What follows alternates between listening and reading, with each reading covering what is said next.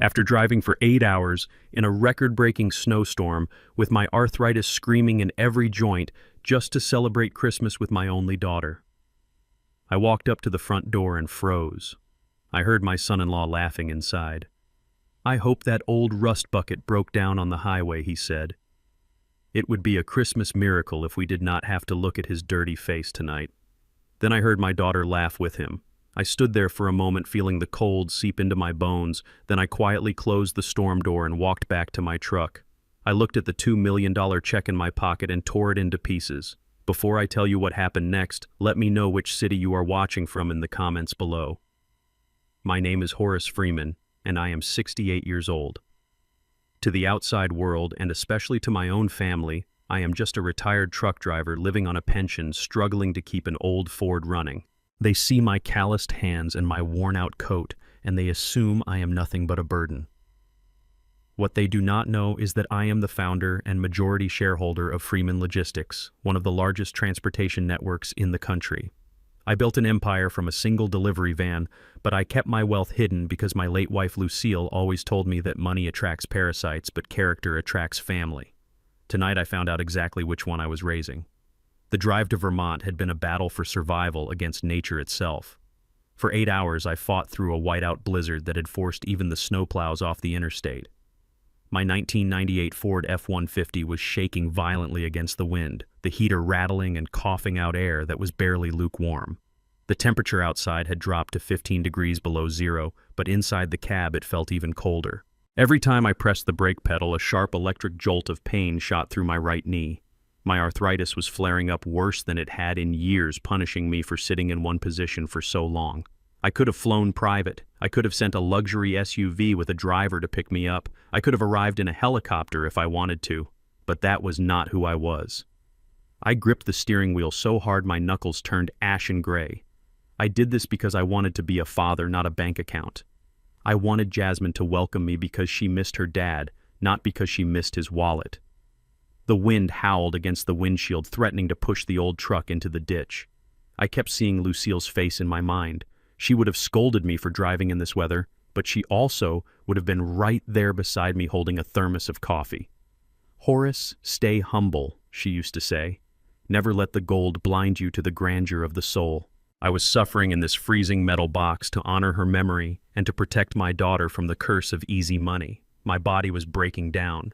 My back throbbed with a dull ache and my eyes burned from staring into the endless white void of the highway. But I kept driving. I was a father on a mission. I pulled into the last rest stop about 20 miles from their house just to feel my legs again. The parking lot was desolate, buried under a foot of fresh snow. The engine sputtered and died when I turned the key off, and for a moment the silence was deafening. I turned on the overhead light, which flickered weakly, and reached into the inside pocket of my heavy coat. My fingers, which were stiff from the cold, brushed against the thick envelope. I pulled it out and stared at it. Inside was a certified cashier's check for $2 million. It was not just money, it was a piece of my soul. I had sold 5% of my preferred stock last week, a quiet transaction that barely made a ripple on Wall Street but meant the world to me. I took out the letter I had written to go with it. My handwriting was a bit shaky, not from age but from emotion. The letter explained everything. It explained that this money was to pay off their mortgage so they would never have to worry about a roof over their heads. It was to pay off Hunter's student loans and the credit card debt Jasmine had hinted at during our phone calls. I sat there in the dim light, imagining the scene. I pictured Jasmine opening the envelope. I saw the shock on her face, then the tears. I imagined her running to me, hugging me tight, burying her face in my shoulder like she did when she was 6 years old. "Daddy, you saved us," she would say. That fantasy was the only thing keeping me warm. I rubbed my hands together, blowing hot breath into them. I was not doing this to buy their love. I was doing it to give them freedom. I wanted Hunter to stop stressing about his finance job. I wanted Jasmine to breathe easier. I took a sip of the coffee I had brought from home, but it was stone cold and bitter. It did not matter. The warmth in my chest came from the anticipation of being the hero in disguise. I carefully tucked the check and the letter back into my pocket right next to my heart. I restarted the truck, praying the old engine would turn over. It groaned, protested, but finally roared to life. "Just 20 more miles," I whispered to myself. "Just 20 more miles, and I will be home." When I finally pulled into their long, winding driveway, the snow had stopped falling, but the wind was still whipping around the house. It was a beautiful modern home, large and imposing with massive windows that glowed with golden light. It was the kind of house I had paid for indirectly through years of generous gifts that they thought came from my pension savings. I parked my truck far down the driveway so the oil leak would not stain their pristine pavement. I grabbed my duffel bag and limped toward the front porch. The pain in my knee was excruciating now, a throbbing agony with every step, but I forced a smile onto my face. I was finally here. I reached for the door handle and realized it was unlocked. I was about to push it open and shout "Merry Christmas" when a voice stopped me dead in my tracks. It was Hunter. His voice was loud, booming, and dripping with arrogance, carrying clearly through the thin wood of the storm door. "I swear if that old man actually shows up, I am going to lose it," Hunter said. The sound of clinking glass followed. "You saw that truck he drives, right? It is an eyesore. I hope the transmission blew out on the highway. It would be a favor to the neighborhood property values." I froze. My hand hovered over the handle. I waited for Jasmine to defend me. I waited for my little girl to tell her husband to stop speaking about her father that way. Instead, I heard a soft, nervous laugh. "Oh, stop it, Hunter," she said, but there was no anger in her voice, only compliance. "He is just trying to be a good dad. But yeah, I know what you mean. I just hope he does not try to tell those boring trucking stories again in front of your friends." It is so embarrassing. Embarrassing.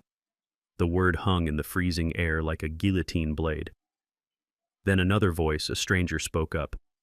"Why do you even invite him if he is such a drag?" "Because we need him to sign the papers." Hunter laughed, and the sound was ugly and cruel. "I need that old fool to sign over the deed to his Chicago house. Once we get that asset, he can rot in a state home for all I care." My heart did not break, it shattered. It felt like someone had reached into my chest and squeezed the life out of me. I stood there on the porch, snow gathering on my shoulders, looking at the warm glow of the window. I saw them inside, holding glasses of expensive wine, laughing. They looked so beautiful and so monstrous. My hand, which was shaking uncontrollably, now dropped to my side. It wasn't the cold making me shake. It was a rage so deep and so ancient it felt like magma. I did not open the door. I did not storm in and scream. That would have been too easy. I reached into my pocket and pulled out the envelope. The $2 million. The freedom. The love. I looked at it one last time. Then with slow, deliberate movements, I tore the envelope in half. Then in half again. And again. I let the pieces of paper fall from my hand. The wind caught them immediately, scattering $2 million of confetti into the dark, snowy night. I turned my back on the house that was no longer a home and began the long, painful walk back to my truck. The engine started with a roar, and as I backed out of the driveway, I made a promise to myself. They wanted the old truck driver to be gone. Well, he was gone. And the man who was coming back for them was someone they had never met before. I sat in that freezing truck for another 15 minutes, not because I was afraid to go in, but because I was preparing for a merger. That is how I had to see it. This was no longer a family Christmas dinner. This was a hostile takeover, and I was the undercover auditor. In the world of logistics and high-stakes transport, you learn quickly that information is more valuable than gold. If I walked in there screaming about the disrespect I just heard, I would lose my advantage. They would gaslight me. They would say I was hearing things or that it was just a joke. No, I needed more than words. I needed evidence. I needed to see exactly how deep the rot went when they thought I was too old and too stupid to notice. I looked at myself in the rearview mirror. My eyes looked tired and red from the drive, which was perfect. I ruffled my gray hair to make it look unkempt. I pulled the collar of my worn-out coat up high to hide the fact that the shirt underneath was actually high-quality cotton. I slumped my shoulders forward. I practiced the look of a man who has been beaten down by life. A man who needs help. A man who is vulnerable. It was a mask I had worn many times in business negotiations to make my competitors underestimate me. But God, it hurt to wear it for my own daughter. I took a deep breath of the frigid air, letting it sting my lungs one last time. "Showtime, Horace," I whispered to myself. "You are not a CEO tonight. You are just a broke old truck driver looking for a handout. Let us see how they treat the man, not the bank account." I stepped out of the truck and limped deliberately toward the house. I made sure to drag my left leg a little more than necessary. When I rang the doorbell, I waited. I knew they were in there composing themselves, getting their masks ready just like I had. The door swung open, and a blast of warm air hitting my face, carrying the scent of roasted chestnuts and pine needles. Hunter stood there framing the doorway like he was posing for a magazine cover. The transformation was terrifyingly impressive. The sneer I had heard in his voice moments ago was gone, completely replaced by a wide, beaming smile that did not quite reach his eyes. "Dad," he boomed, his voice filled with a performance of relief. "Oh, thank God you made it. We were getting so worried about you out there in this storm." He stepped forward and wrapped his arms around me, but it was not a hug. It was a performance. His body remained stiff and distant, his chest barely grazing my coat. It was the kind of hug you give a wet dog when you are wearing a tuxedo. He patted my back twice with a flat hand, a universal signal for, "Let go of me now." I felt him recoil slightly when the dampness of my snowy coat touched his cashmere sweater. I smelled him before I saw him clearly. He reeked of sandalwood and expensive whiskey, a cologne that probably cost more than my monthly heating bill. It was the smell of money that he did not earn. Come in," Hunter said, ushering me into the foyer but blocking my path to the white carpet until I took off my boots. I looked past him and saw Jasmine. She was standing by the staircase wearing a red silk dress that looked beautiful on her. She was twisting her wedding ring round and round on her finger, a nervous habit she had since she was a teenager. She could not look me in the eye. She looked at my boots. She looked at the wall. She looked at Hunter. But she could not look at her father. "Hi, Daddy," she said softly. Her voice sounded thin and fragile. "I am glad the truck made it." I wanted to shake her. I wanted to scream, "I heard you laughing," but I just smiled my sad, tired smile. "Me too, baby girl," I said, my voice cracking just enough to sell the act. Old Bessie struggled a bit on the highway, but she got me here. Hunter let out a short, sharp laugh that sounded like a bark. "Well, let us get that coat off you. We have guests, Horace. Important people. Try to tidy up a bit in the powder room, would you?" He took my coat with 2 fingers as if it were contaminated with a disease and hung it quickly in the closet, pushing it deep into the back behind the guests' fur coats. I walked to the bathroom and washed my face. I looked into my own eyes in the mirror. The anger was a burning coal in my gut, but I swallowed it down. I walked out into the living room ready for the second act. The living room was spectacular. A 12-foot Christmas tree touched the vaulted ceiling, shimmering with crystal ornaments. A roaring fire crackled in the stone fireplace. Standing around the room were about a dozen people holding wine glasses. They were all young, white, and wealthy. The men wore blazers that fit too perfectly, and the women wore jewelry that glittered in the firelight. When I entered the room, the conversation died down. Heads turned. Eyes scanned me up and down, analyzing my flannel shirt and my work pants. I saw the judgment. It was swift and silent. I was an anomaly, a glitch in their perfect aesthetic. "Everyone listen up," Hunter announced, clapping his hands together to command the room. "I want you to meet my father-in-law, Horace." He walked over and placed a hand on my shoulder. The grip was firm, almost painful. He was claiming ownership of me like I was a prop. "Horace is a salt-of-the-earth kind of guy." Hunter continued, his voice dripping with that patronizing tone people use for children or pets. "He drove a truck for 40 years. Can you imagine? 40 years on the road. A real, simple, hard-working man." He emphasized the word simple like it was a synonym for stupid. He emphasized hard-working like it was a synonym for lower class. The guests smiled polite, tight-lipped smiles. They nodded at me. "Nice to meet you, Horace," a young man with slicked-back hair said, without stepping forward to shake my hand. I just nodded. "Nice to meet you all," I said, keeping my head down. "Dinner is served," Jasmine announced from the dining room, her voice overly bright. We moved into the dining hall. The table was set for a king. Fine china, silver cutlery, and crystal glasses reflected the candlelight. There were name cards at every seat. I scanned the table, looking for my name. I saw Hunter at the head of the table. I saw Jasmine to his right. I saw the guests filling the long sides. I walked all the way to the end, and there was no chair for me. "Oh, sorry, Dad," Jasmine said, rushing over, her face flushing pink. "We ran out of space at the main table because the Millers brought a +1. She pointed to a small plastic folding table set up in the corner near the kitchen door. It was the kind of table you use for toddlers at Thanksgiving. It was lower than the main table, and it had a paper napkin instead of linen. "It is actually better over there," Hunter said, taking his seat at the head of the table like a monarch. "You will have more elbow room, Dad, and you are closer to the kitchen if you need a refill on your beer." I do not drink beer, I said quietly. Hunter waved his hand dismissively. Right. Whatever. Just get comfortable. I sat down at the plastic table. My knees hit the bottom of it. I looked like a giant trying to sit in a dollhouse. From my vantage point, I could see the entire table. I watched them laughing and passing bread baskets. I was in the room, but I was not of the room. I was the hired help that they had forgotten to dismiss.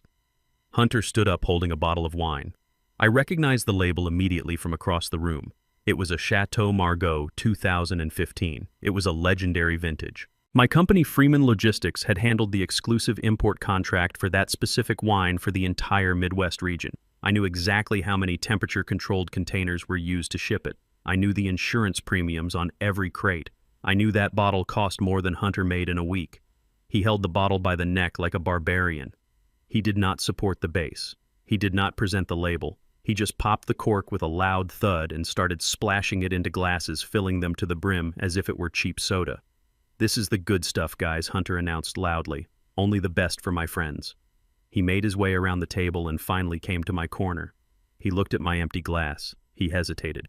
"Do you want some Horus?" he asked, his tone suggesting that I would not appreciate it. "It is pretty dry, not like the sweet stuff you probably buy at the gas station." I looked at the bottle. I looked at him. "I will try a little," I said. He poured a small amount, barely covering the bottom of the glass. He smirked. "Don't knock it back all at once," he said, winking at his friends. "That sip cost $50. I watched him walk away. I lifted the glass to my nose. The aroma was complex, rich, with notes of blackcurrant and violets. It smelled like success. It smelled like the empire I built. And as I took a sip, sitting at a plastic table in the corner while my son-in-law mocked me, I realized something. He was drinking my wine. He was living in my house. He was spending my money, and he thought he was the king. I swirled the wine in the glass, watching the deep red liquid coat the sides. "Enjoy it while you can, Hunter," I thought, "because the hangover you are going to have tomorrow will last for the rest of your life." The dinner party eventually wound down, and the guests left with their bellies full of my wine and their heads full of Hunter's exaggerated stories. I watched them go from my little plastic table in the corner, feeling like a ghost haunting my own life. When the last luxury sedan pulled away, Hunter turned to me. His smile vanished instantly, replaced by a look of sheer exhaustion, as if pretending to be a decent human being had drained all his energy. "All right, Horus. Time for bed," Hunter said, checking his Rolex. "We do not have a guest room set up on the main floor because we are turning it into a home gym, so we set you up downstairs. It is private down there. You will like it." He opened a narrow door off the kitchen that I had assumed was a pantry. A gust of cold, stale air rushed up to meet us, carrying the unmistakable scent of mildew and damp earth. I followed him down the wooden stairs, which groaned under my weight. The basement was unfinished. The floor was bare concrete that radiated a bone-chilling cold through the soles of my boots. There was no insulation on the walls, just exposed studs and pipes that dripped condensation. In the corner, sitting directly on the concrete, was a rusty metal cot with a thin mattress that looked like it had been salvaged from a prison yard.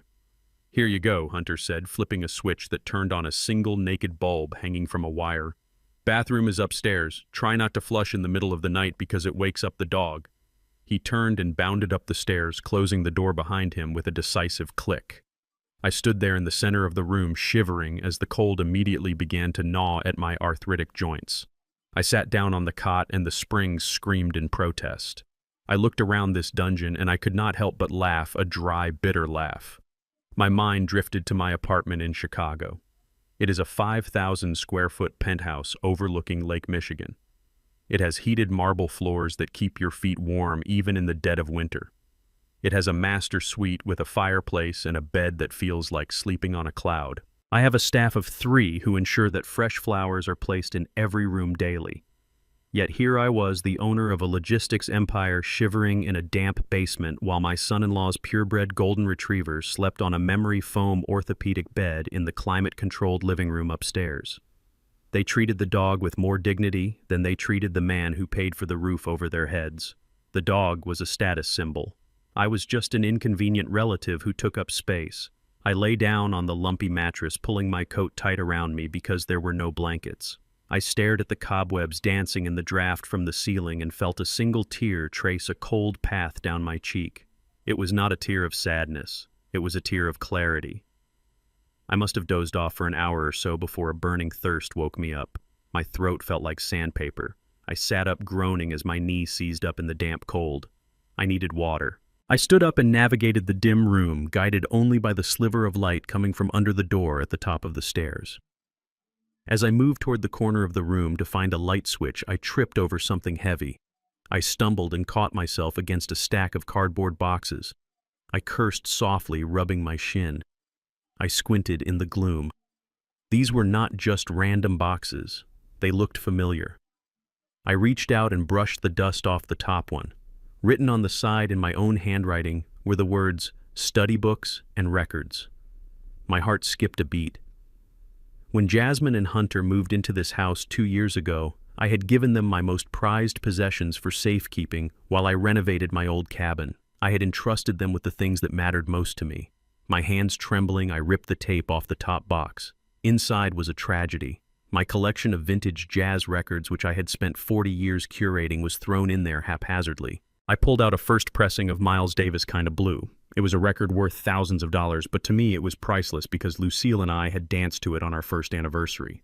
The sleeve was bent and torn. I pulled the record out. It was cracked down the middle. Ruined. I dug deeper. My rare books, first editions of African American literature that I planned to donate to a museum one day, were piled underneath heavy tools. The spines were broken, the pages crinkled from the dampness of the basement. I frantically opened the next box.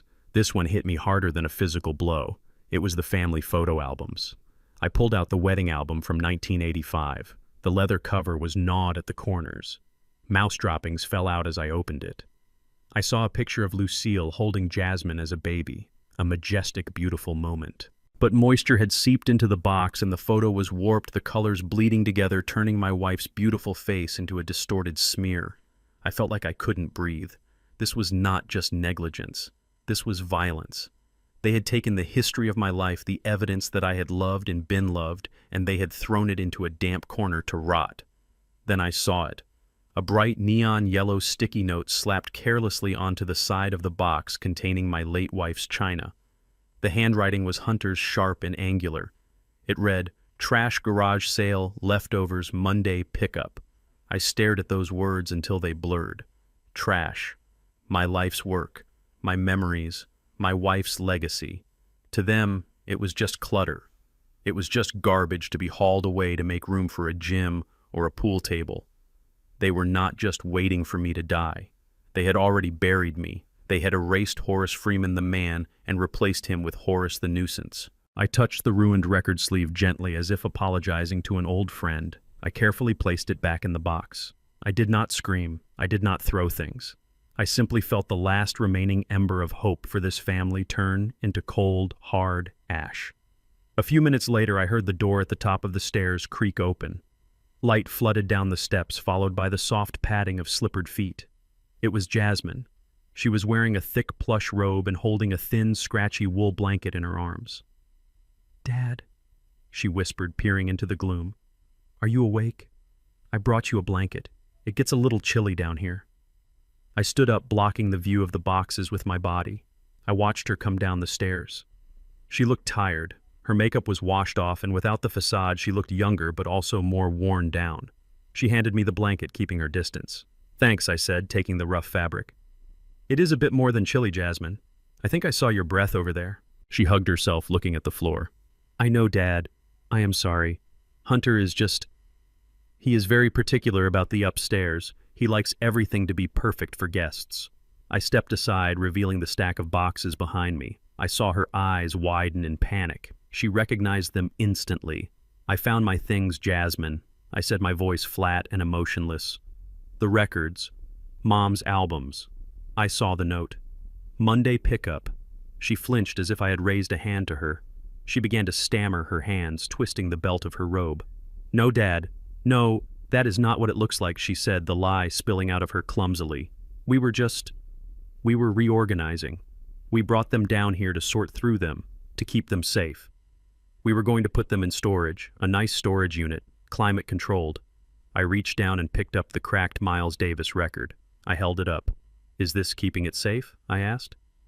She looked at the broken vinyl and tears welled up in her eyes. But they were not tears of sorrow for the record. They were tears of fear. She glanced nervously up the stairs toward the kitchen door where Hunter was sleeping. "Please, Dad," she whispered, her voice trembling. "Please do not make a scene. Hunter gets so angry when things are messy. He says all this old stuff. He says it brings down the energy of the house. He threw a fit last week because the boxes were in the garage. I did not know what to do. I looked at my daughter. I looked at the woman who used to run to the door when I came home from work. I did not see a partner in that marriage.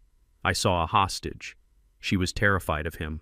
She was terrified of his judgment, of his anger, of his moods. She had let him bully her into erasing her own past. She had let him convince her that her father's legacy was trash just to keep the peace. "You are scared of him, aren't you?" I asked softly. She wiped her eyes quickly, sniffing. "No, I love him. He just has high standards. You do not understand, Dad." "His world is different. I understand perfectly, Jasmine," I said, dropping the record back into the box. "I understand that you have let a small man make you feel small. I understand that you are trading your soul for a lifestyle you cannot afford." She stiffened, her defensive walls going back up. "You should get some sleep, Dad," she said, turning away abruptly. "We have a big day tomorrow. Please, just leave the boxes alone." She hurried up the stairs, leaving me in the darkness. I wrapped the thin, scratchy blanket around my shoulders. It offered no warmth. I sat back down on the cot, listening to the house settle above me. She thought I was a helpless old man who needed to be managed.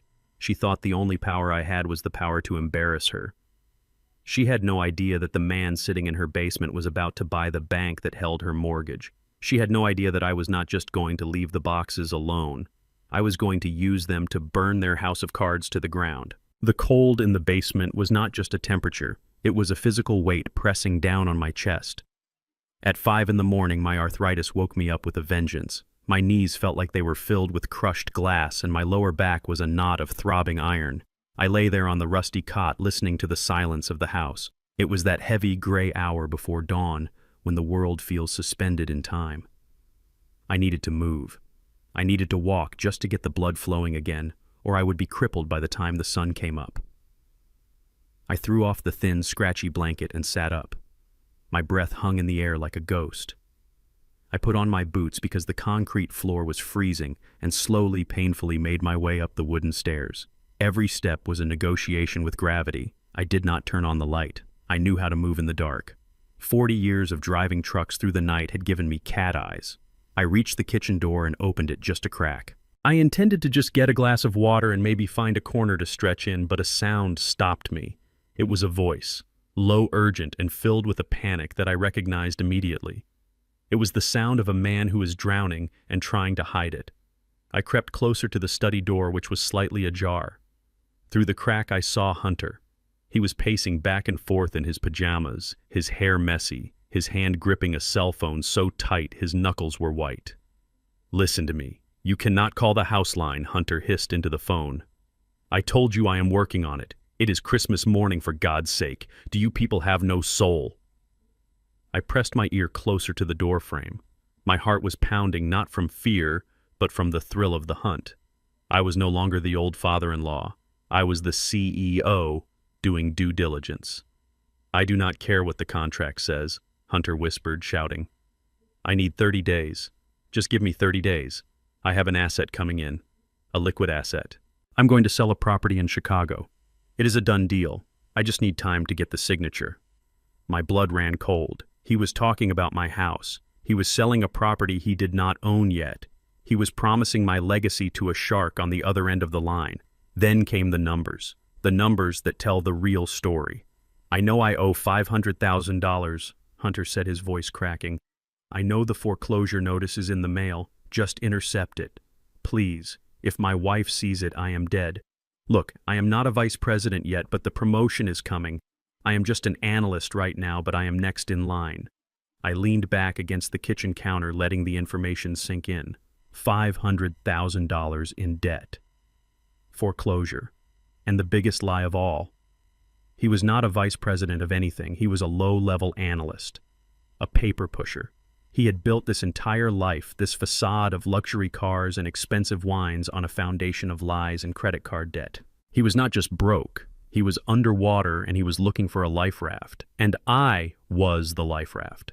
I was the unsuspecting victim he planned to drown to save himself. I quietly retreated to the kitchen island and poured myself a glass of water, my hand steady despite the rage burning inside me. I drank it slowly, watching the sun begin to bleed through the curtains.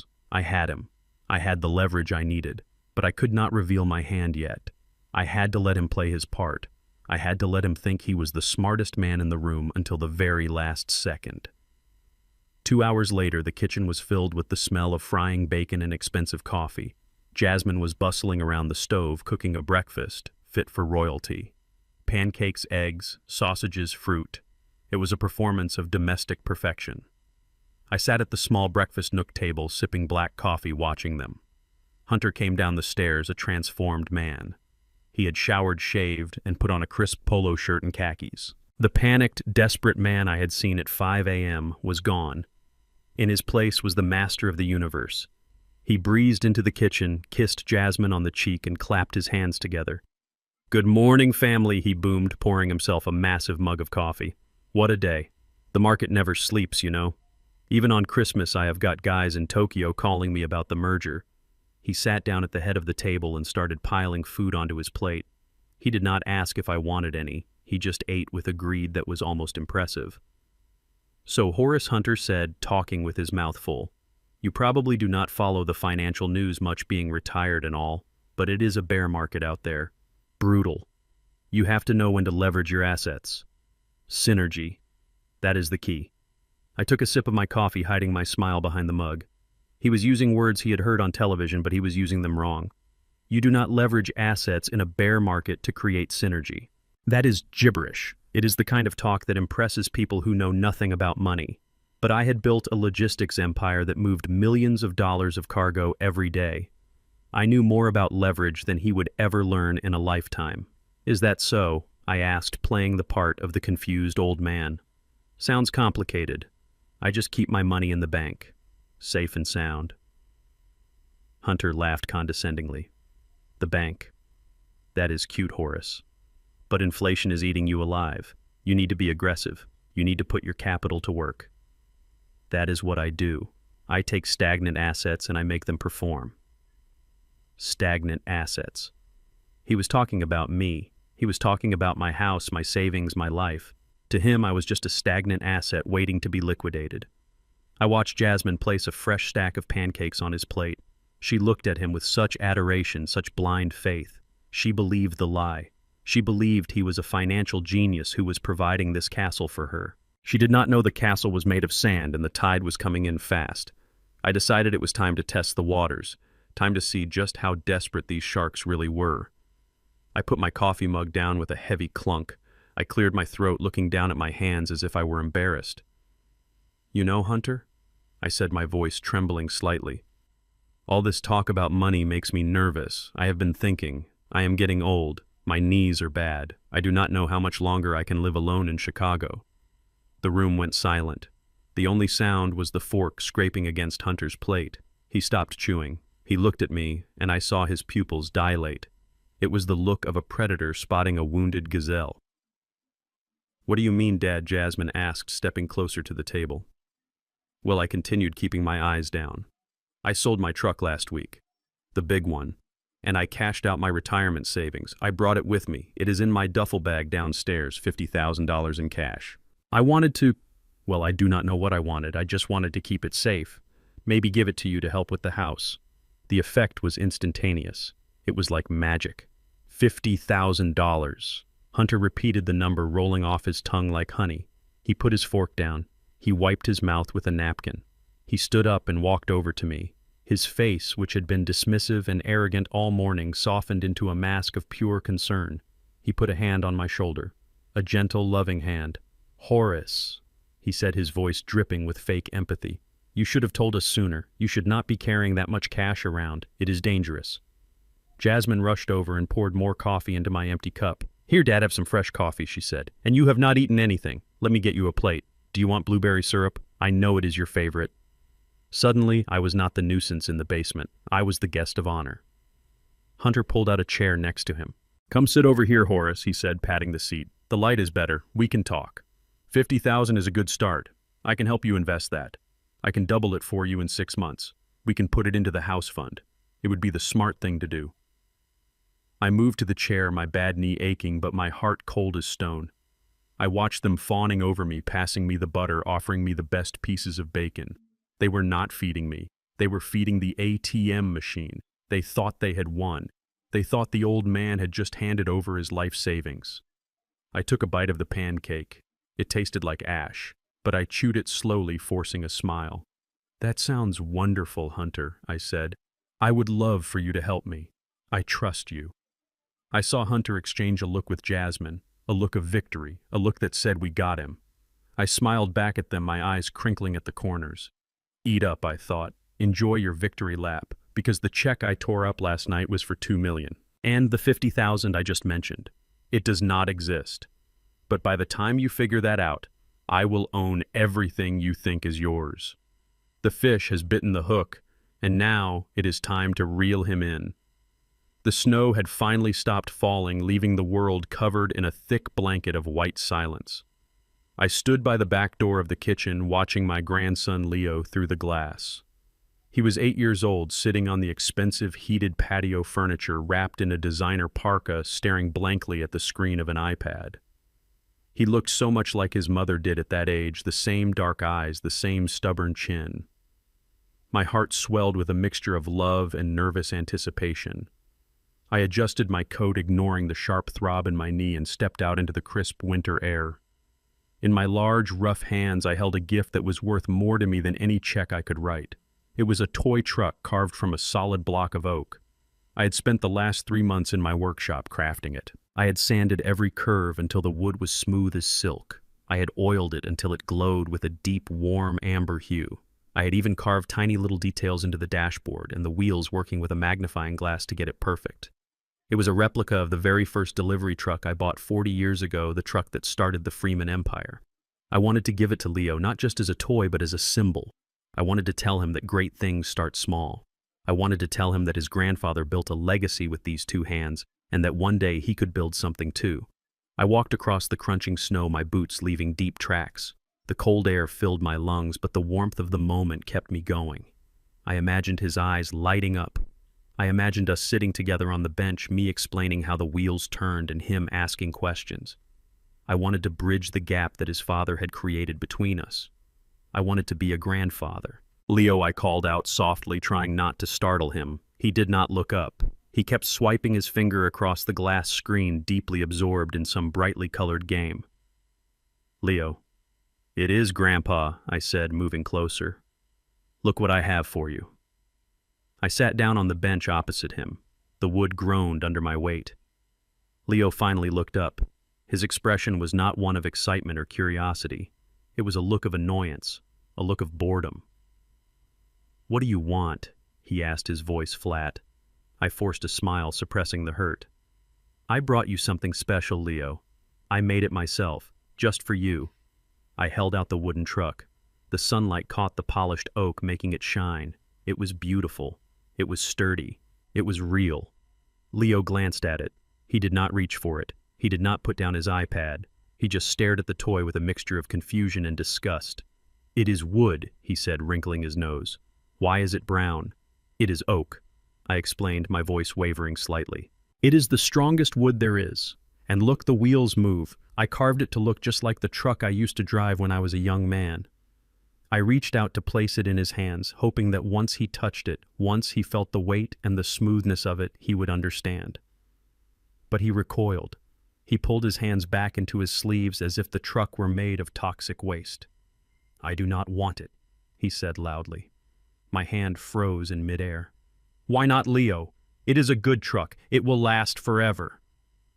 Leo looked me dead in the eye, and in that moment I did not see an 8-year-old boy.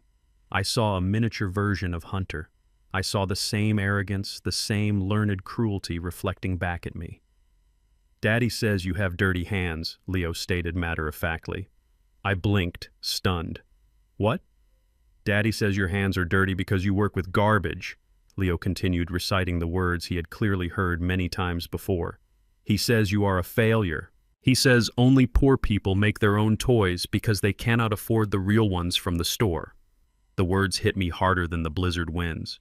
They cut through my coat and skin and pierced straight into my heart. I looked at my hands, the hands that had steered wheels through hurricanes, the hands that had signed million-dollar contracts, the hands that had held his mother when she was born. They were clean, they were strong. But to this child, they were the mark of a lower caste. Leo the First whispered, my voice trembling. That is not true.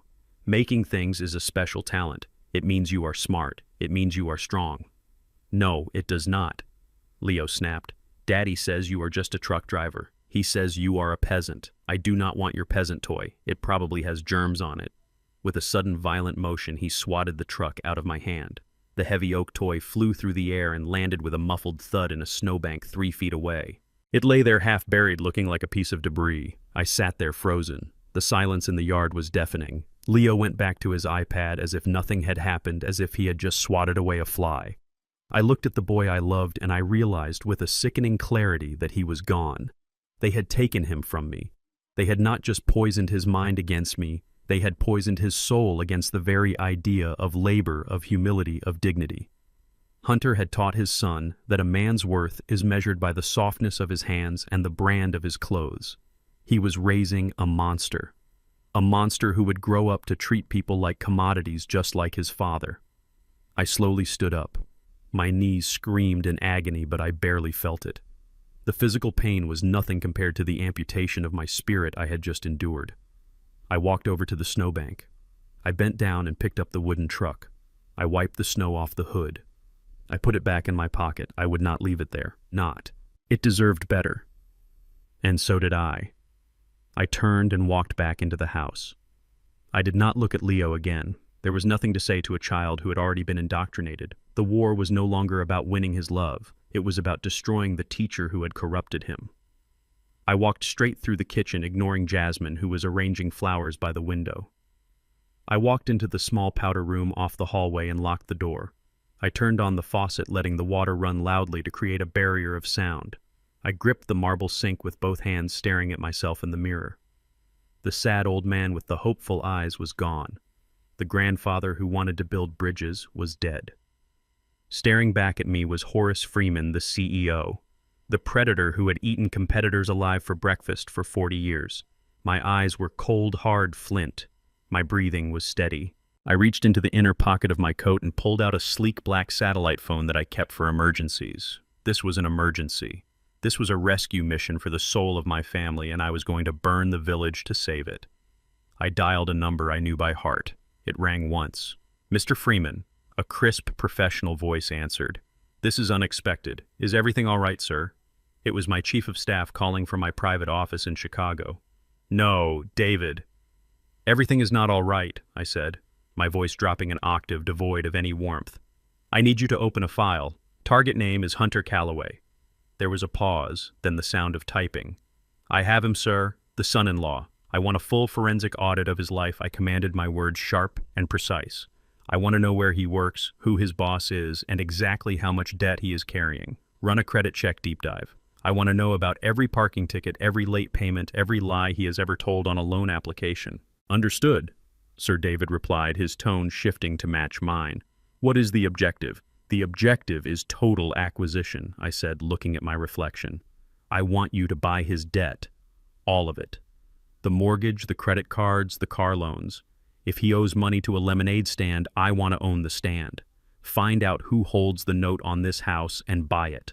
Offer them 20% above market value for the paper if you have to. I want to be the one he writes the check to at the end of the month. I understand, sir. Anything else? Yes, I said, feeling a surge of cold power coursing through my veins. Find out about his employment status. He claims to be a vice president. Verify it. If he is lying, I want proof. And David, contact the legal department. Tell them to draft a breach of contract suit regarding the unauthorized use of my collateral. Sir, that sounds aggressive, David noted. It is not aggressive, David, I said quietly.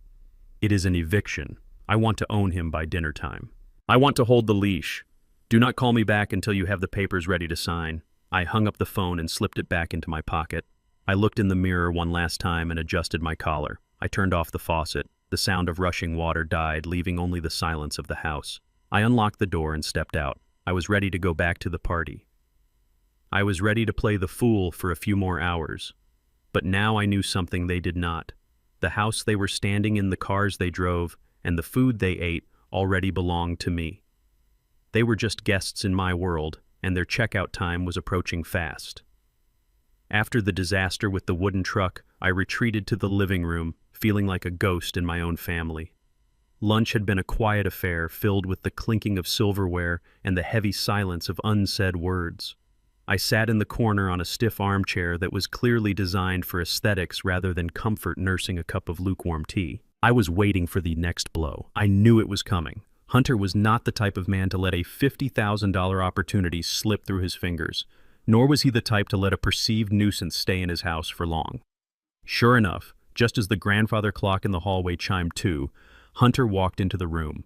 He had that same predatory smile plastered on his face, the one he wore when he thought he was closing a deal. He was holding a glossy brochure in his hand. He pulled up an ottoman and sat directly in front of me, invading my personal space. His knees almost touched mine. He leaned in close, and I could smell the stale coffee on his breath mixed with that expensive sandalwood cologne. "Horace," he began, his voice dropping to a confidential whisper, "Jasmine and I have been talking. We are so worried about you living alone in Chicago. It is not safe. What if you fall? What if you forget to turn off the stove? We would never forgive ourselves if something happened to you." He opened the brochure and smoothed it out on his lap. The front cover featured a stock photo of 2 elderly people with blindingly white teeth laughing while holding tennis rackets. Above them, in a cheerful font, were the words, "Sunny Hill Senior Living Community." "Look at this place," Dad, Hunter said, tapping the photo. "I did some research and pulled some strings. This is Sunny Hill. It is the premier facility in the state. It is not a nursing home, Horace.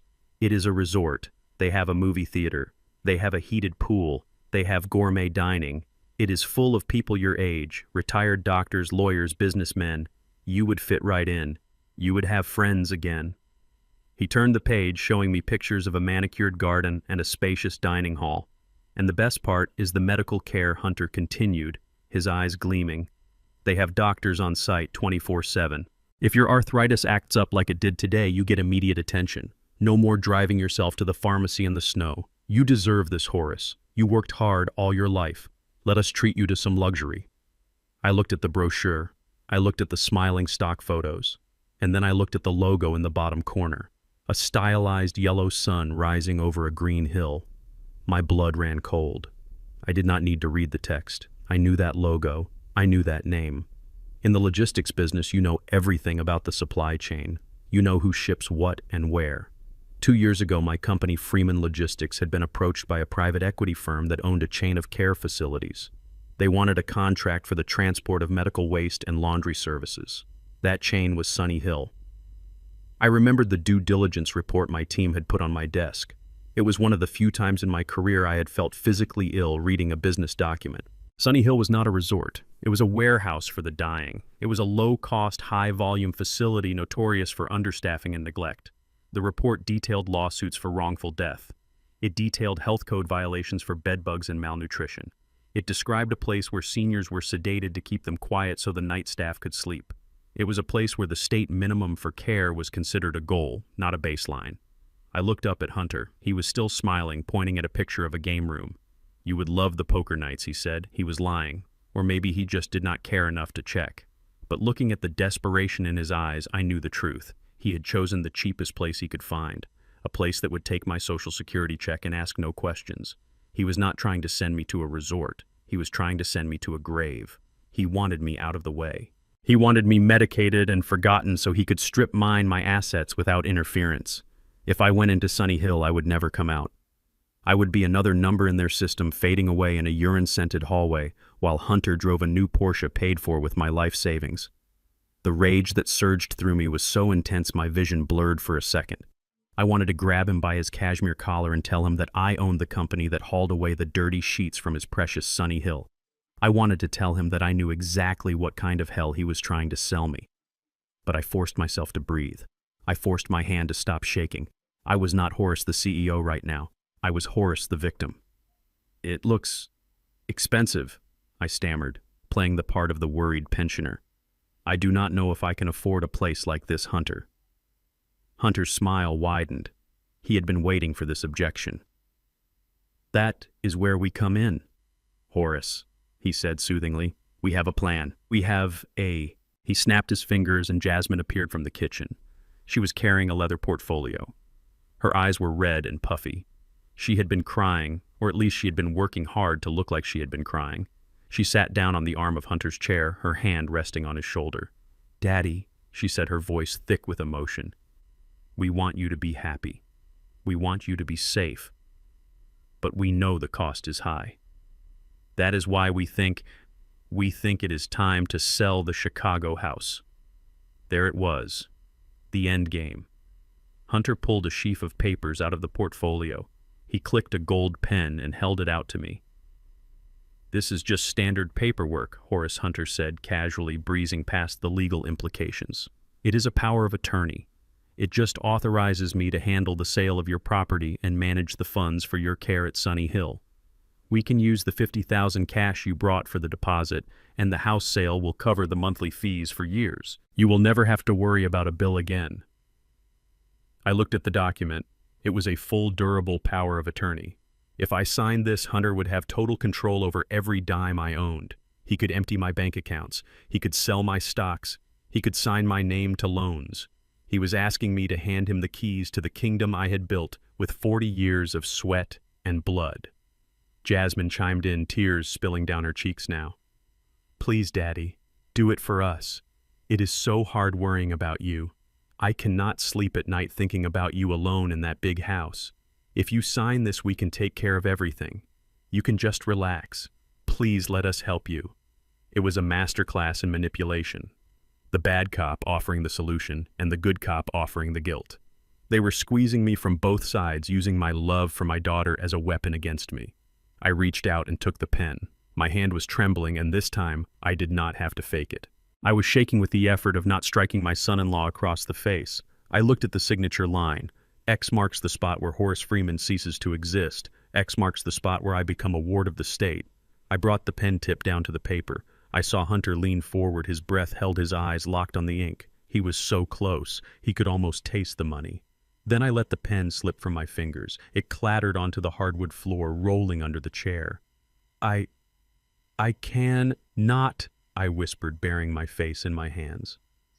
"What is wrong?" Horace Hunter asked, his voice sharp with frustration. "Just pick it up and sign. It is for your own good. I am just so overwhelmed," I said, my voice muffling behind my hands. "It is Christmas, Mom's favorite holiday. I cannot sign away our home on Christmas. It feels like bad luck, like I am betraying her memory." Hunter let out a huff of annoyance. "Dad, it is just paper. It has nothing to do with Mom."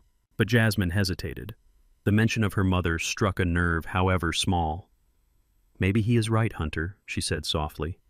"It is Christmas Day. Maybe we can do it tomorrow." Hunter glared at her, then looked back at me. He saw an old man breaking down under the weight of grief. He saw a man who was weak and confused. He did not see the man who was calculating the exact moment to destroy him. "Fine," Hunter snapped, standing up abruptly. "Fine. We will wait. But first thing tomorrow morning, Horace, we are signing those papers. The deposit for Sunny Hill is due by noon. Do not make this harder than it has to be." He stormed out of the room, snatching the brochure from my lap as he went. Jasmine lingered for a moment, looking at me with a mixture of pity and impatience. "Get some rest, Daddy," she said, patting my arm. "We just want what is best for you." She followed her husband, leaving me alone in the silence. I bent down and picked up the gold pen from under the chair. I clicked it open and shut. Click, click, click. "Tomorrow morning," I whispered to the empty room. "Tomorrow morning you are going to get exactly what is best for you, Jasmine. And you are not going to like it one bit." I pocketed the pen. It was a nice pen. It would be perfect for signing the eviction notice I planned to serve them with dessert. The sun went down and the house began to fill with the soft golden glow of expensive lighting. But inside my chest there was only darkness. I was sitting in the corner of the kitchen trying to stay out of the way of the caterers when Hunter walked in. He was holding something white and stiff in his hands. It was an old waiter jacket, the kind with the high collar and the brass buttons that looked like a costume from a bad movie. He tossed it onto the table in front of me. "Put this on," Horace Hunter said, not asking but commanding. I looked at the jacket and then up at him. Why, I asked, my voice steady. Because we are short-staffed, Hunter replied, adjusting his silk tie in the reflection of the microwave. One of the servers called in sick. I need you to help pass the hors d'oeuvres. It will give you something to do. You look bored just sitting there. Besides, it will keep you from talking to the guests too much. These are important people, Horace. I do not want you boring them with stories about rest stops and tire changes. I stood up slowly. My knees popped loudly in the silence of the kitchen. I reached out and touched the jacket. It felt cheap and synthetic. It smelled faintly of mothballs. He was not asking for help. He was establishing a hierarchy. He wanted his wealthy friends to see his father-in-law serving them. He wanted to reduce me from a family member to a servant. It was a power move designed to strip away the last shreds of my dignity before he stole my house the next morning. I could have refused. I could have thrown the jacket in his face and told him that I had employees who made more money in a week than he made in a year. But I remembered the plan. I remembered the audit my team was running right now. I remembered that pride is a luxury I could not afford if I wanted total victory. Sure, Hunter, I said, keeping my face impassive. I would be happy to help. I used to bus tables when I was 20. I know the drill. Hunter smirked. Good man. Just try not to spill anything on the carpet. The cleaning fee is astronomical. I put on the jacket.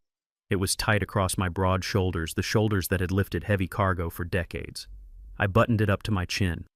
I looked at my reflection in the dark window. I did not look like a waiter. I looked like a man in a straitjacket. But as I smoothed down the front, I whispered to myself, this is not a uniform, Horace. This is camouflage. Tonight, you are not the prey. You are the spy.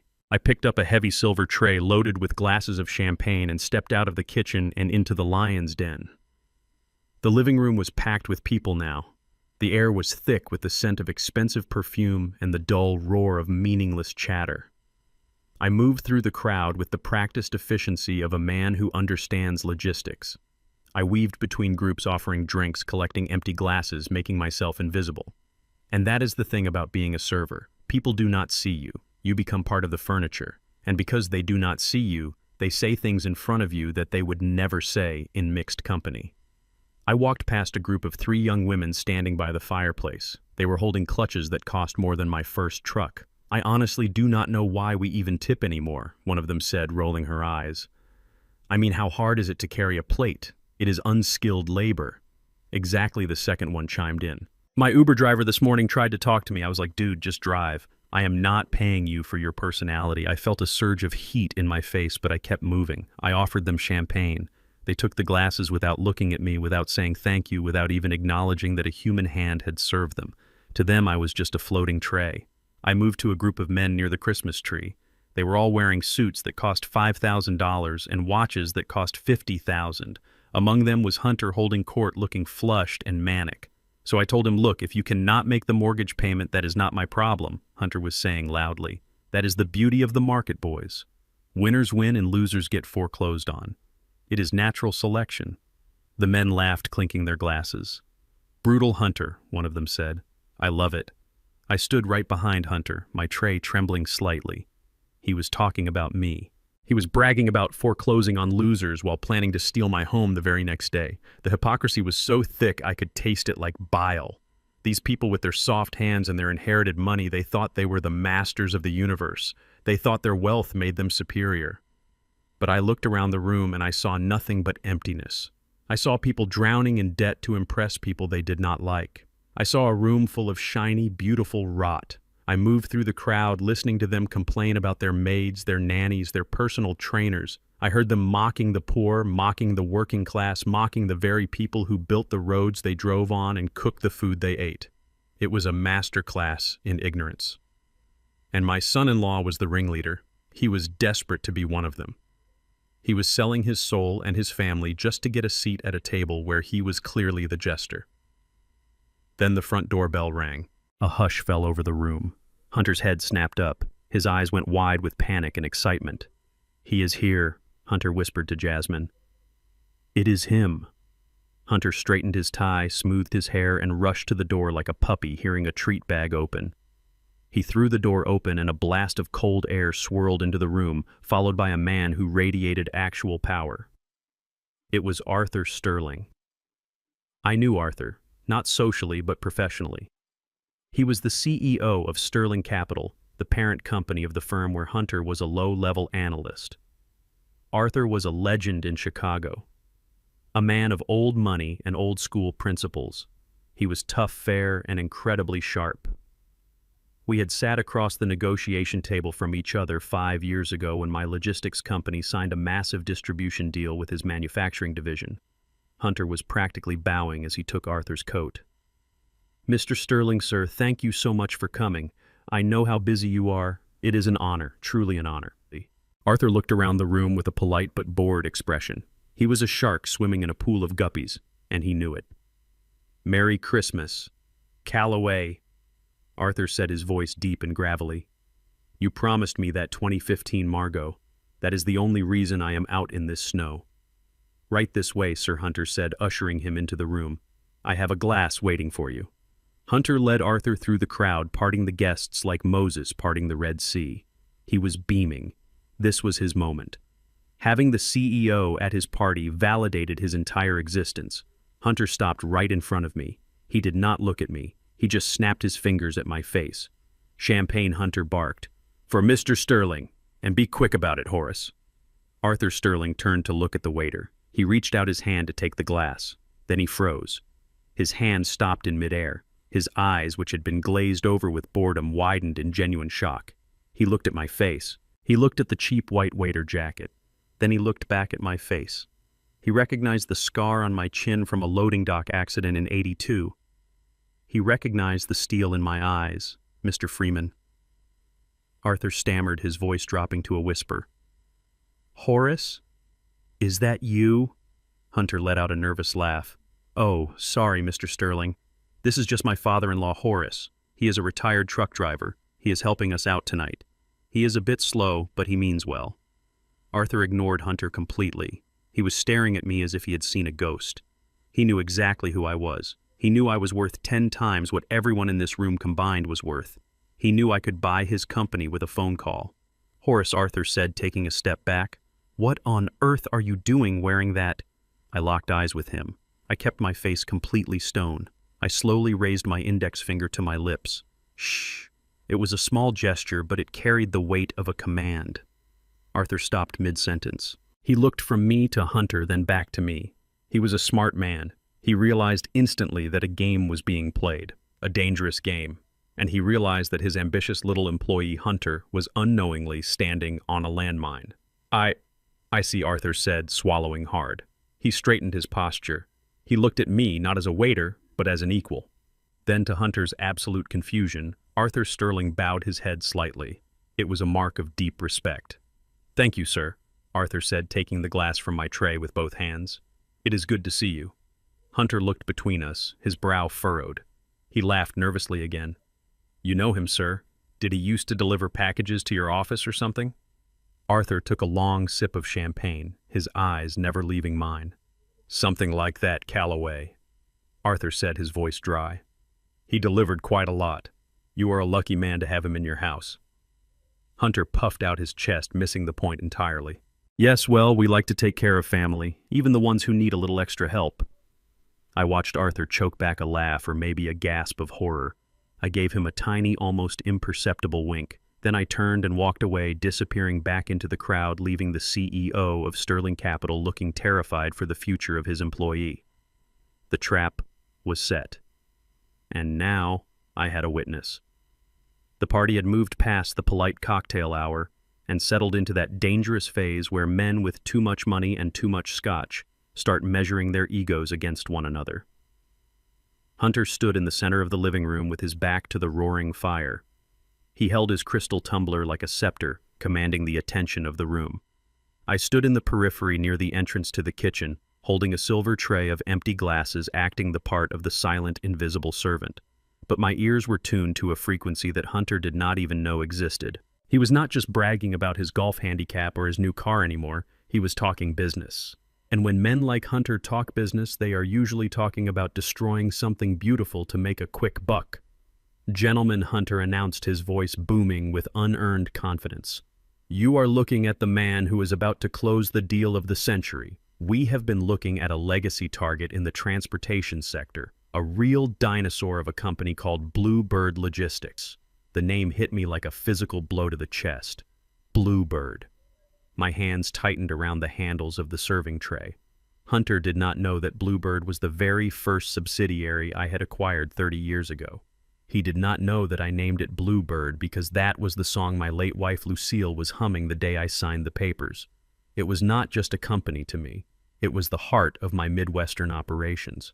It was a fleet of 500 trucks driven by men and women I knew by name. It was a company that offered full benefits and college scholarships for the drivers' children. And now my son-in-law was standing in my living room holding a drink paid for, with my money talking about it like it was a carcass he was waiting to butcher. It is a classic case of bloat. Hunter continued taking a swig of his drink. They have got overhead you would not believe. Pension plans, health insurance that covers dental. Can you imagine? They are running a charity, not a business. But the infrastructure is solid. The routes are gold. So here is the plan. We acquire it, we strip the assets, and we terminate the workforce. The other men in the room nodded, sipping their drinks approvingly. One of them, a hedge fund manager with cold eyes, asked the question that made my blood boil. What about the drivers? The union will be a nightmare. Hunter laughed. That is the best part. We do not need the drivers. We are pivoting to automation. We are going to replace those steering wheel monkeys with AI-assisted logistics and autonomous cabs within 5 years. In the short term, we fire the senior staff, the ones making the high wages, and we bring in independent contractors at minimum rate. No benefits, no liability. We cut the operating costs by 40% overnight. We flush the monkeys, and we keep the circus. Monkeys. He called them monkeys. I felt a heat rise up my neck that had nothing to do with the fireplace. I thought of Big Mike, who had driven for Bluebird for 20 years and had just put his daughter through nursing school. I thought of Sarah, who drove the night shift so she could take care of her sick mother during the day. These were people with calloused hands and aching backs who kept this country moving. They drove through blizzards and heat waves. They missed birthdays and anniversaries to ensure that shelves were stocked and packages were delivered. And here was this boy in a $2,000 suit who had never done a day of physical labor in his life, calling them monkeys. He was talking about destroying their livelihoods just to bump up a stock price by a few points.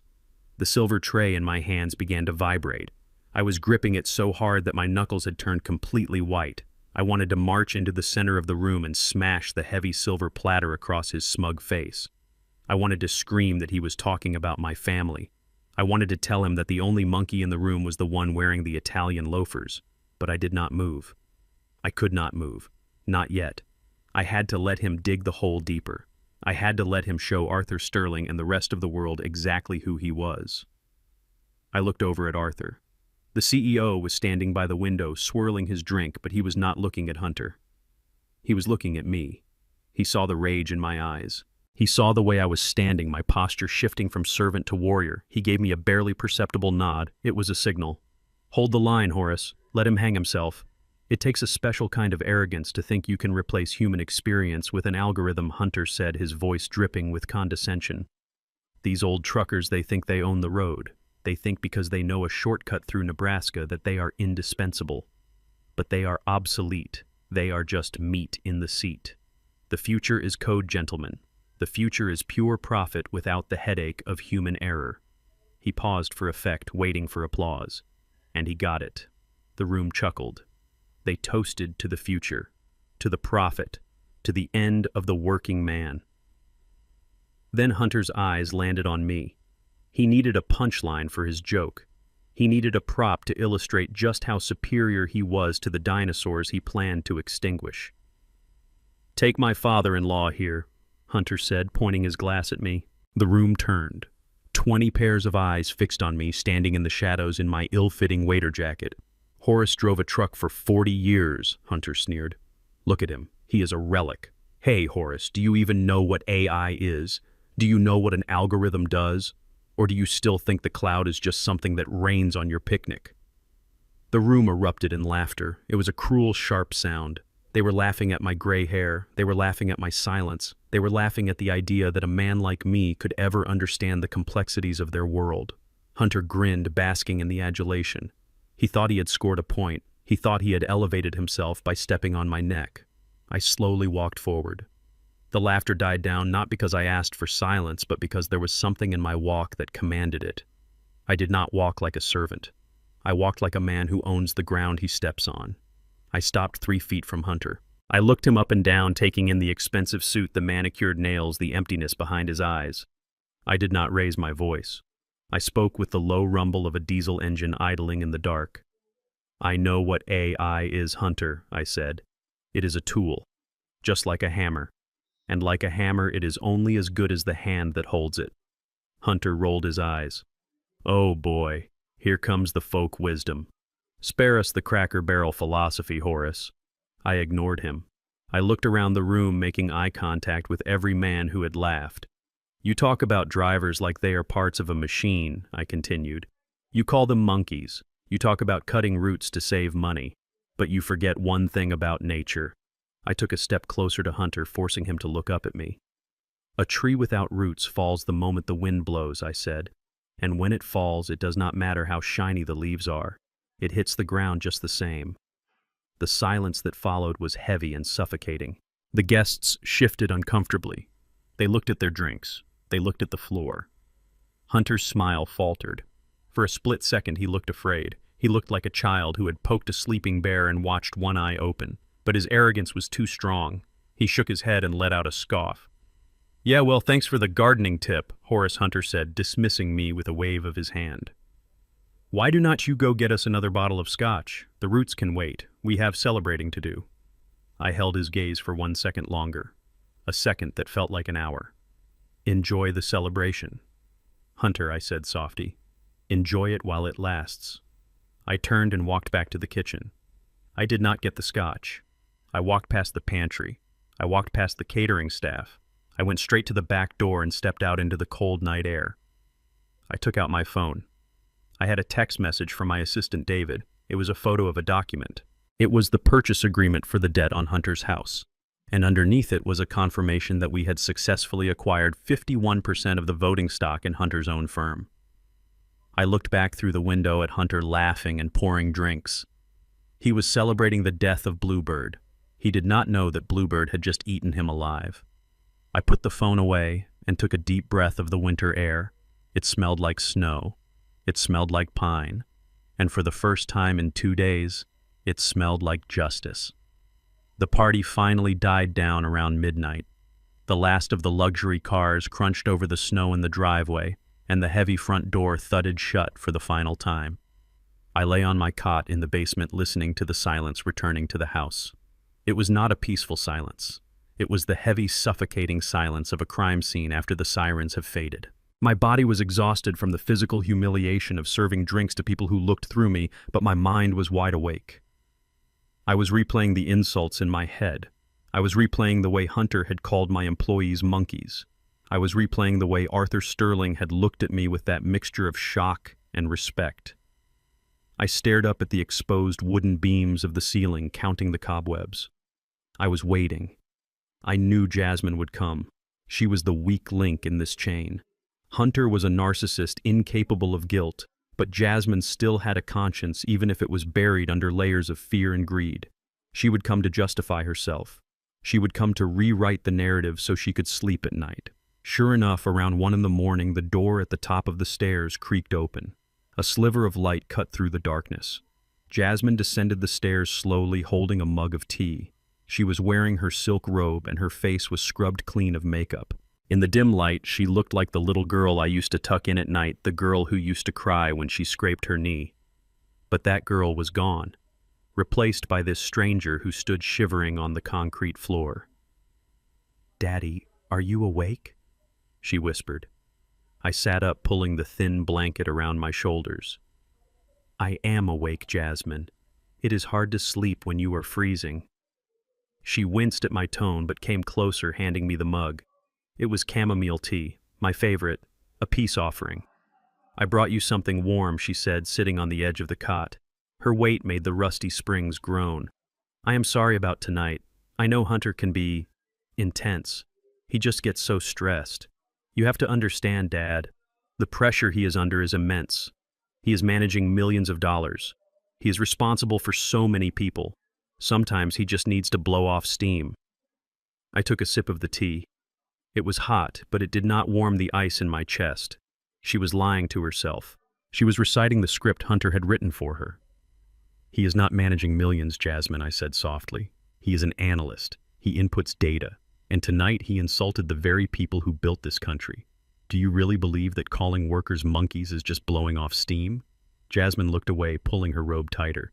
"You do not understand the corporate world, Dad. It is a dog-eat-dog world. You have to be tough. Hunter is just trying to secure our future. That deal with Bluebird Logistics is going to change everything for us. Once he gets that promotion, we can pay off the house. We can start a college fund for Leo. We can finally breathe." I looked at her at the desperation in her eyes. She was betting everything on a horse that had already broken its leg.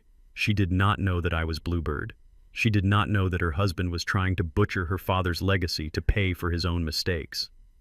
"Jasmine," I said, putting the mug down on the floor, "Hunter is not going to get that promotion, and he is not going to close that deal." She stiffened. "Don't say that. You don't know him. You don't know how talented he is." "I know enough," I said. "But that is not why you are here, is it? You did not come down here at 1 a.m. to talk about business strategy. You came here because you need something." She bit her lip. Tears began to well up in her eyes again. It was always tears with her, a weapon of defense. "We are in trouble, Dad," she confessed, her voice cracking. "Real trouble. The bank called yesterday. If we do not make a significant payment by the end of the week, they are going to start foreclosure proceedings. Hunter did not want to tell you, he is too proud. But I am terrified. If we lose this house, if we lose our status, I do not know what he will do. He might leave me." She reached out and took my hand. Her palms were clammy. "That is why we need you to sign those papers tomorrow," she pleaded. "Please, Dad. Sell the Chicago house. Give us the money. Consider it an investment in your family. We will pay you back, I promise. Once the Bluebird deal goes through, we will pay you back with interest. Just save us. Please." I looked at my daughter. I saw the fear, but I also saw the selfishness. She was asking me to set myself on fire to keep her warm. She was asking me to give up the home I shared with her mother, the home where she grew up, just to feed the beast that was destroying her marriage. She was not asking for help. She was asking for a sacrifice. I gently pulled my hand away from hers. I needed to ask the question, the one question that would determine everything.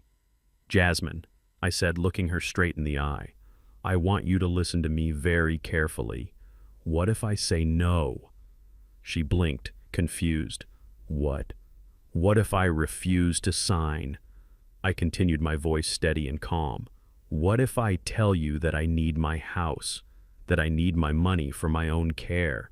What if I say that I am not going to bail Hunter out of his mess this time? What happens then?" She stared at me, her mouth slightly open. She had not considered this possibility. In her mind, my assets were already theirs. But you have to," she stammered. "You are my father. You have plenty of money. You do not need that big apartment." "That is not the question, Jasmine," I pressed. "I am asking you what happens to me. If I do not give you the money, do I still have a place in this family? Can I still stay here? Will you still take care of me? Or does my value to you depend entirely on my signature?" The silence that followed was heavy and terrible. It stretched out for 10 seconds, then 20. I could hear the wind howling outside the small basement window. I could hear the refrigerator humming upstairs. I watched her struggle. I watched her try to find a lie that would sound like the truth, but she could not find one. She looked down at her lap. She picked at a loose thread on her robe. She took a deep breath. "This is Hunter's house, Dad," she said, her voice barely a whisper. "He makes the rules. If you cannot contribute, if you are just going to be a burden, then I do not think he will let you stay." I felt a sharp pain in my chest, as if a physical knife had been twisted between my ribs. It was the death of hope. She had said it. She had chosen.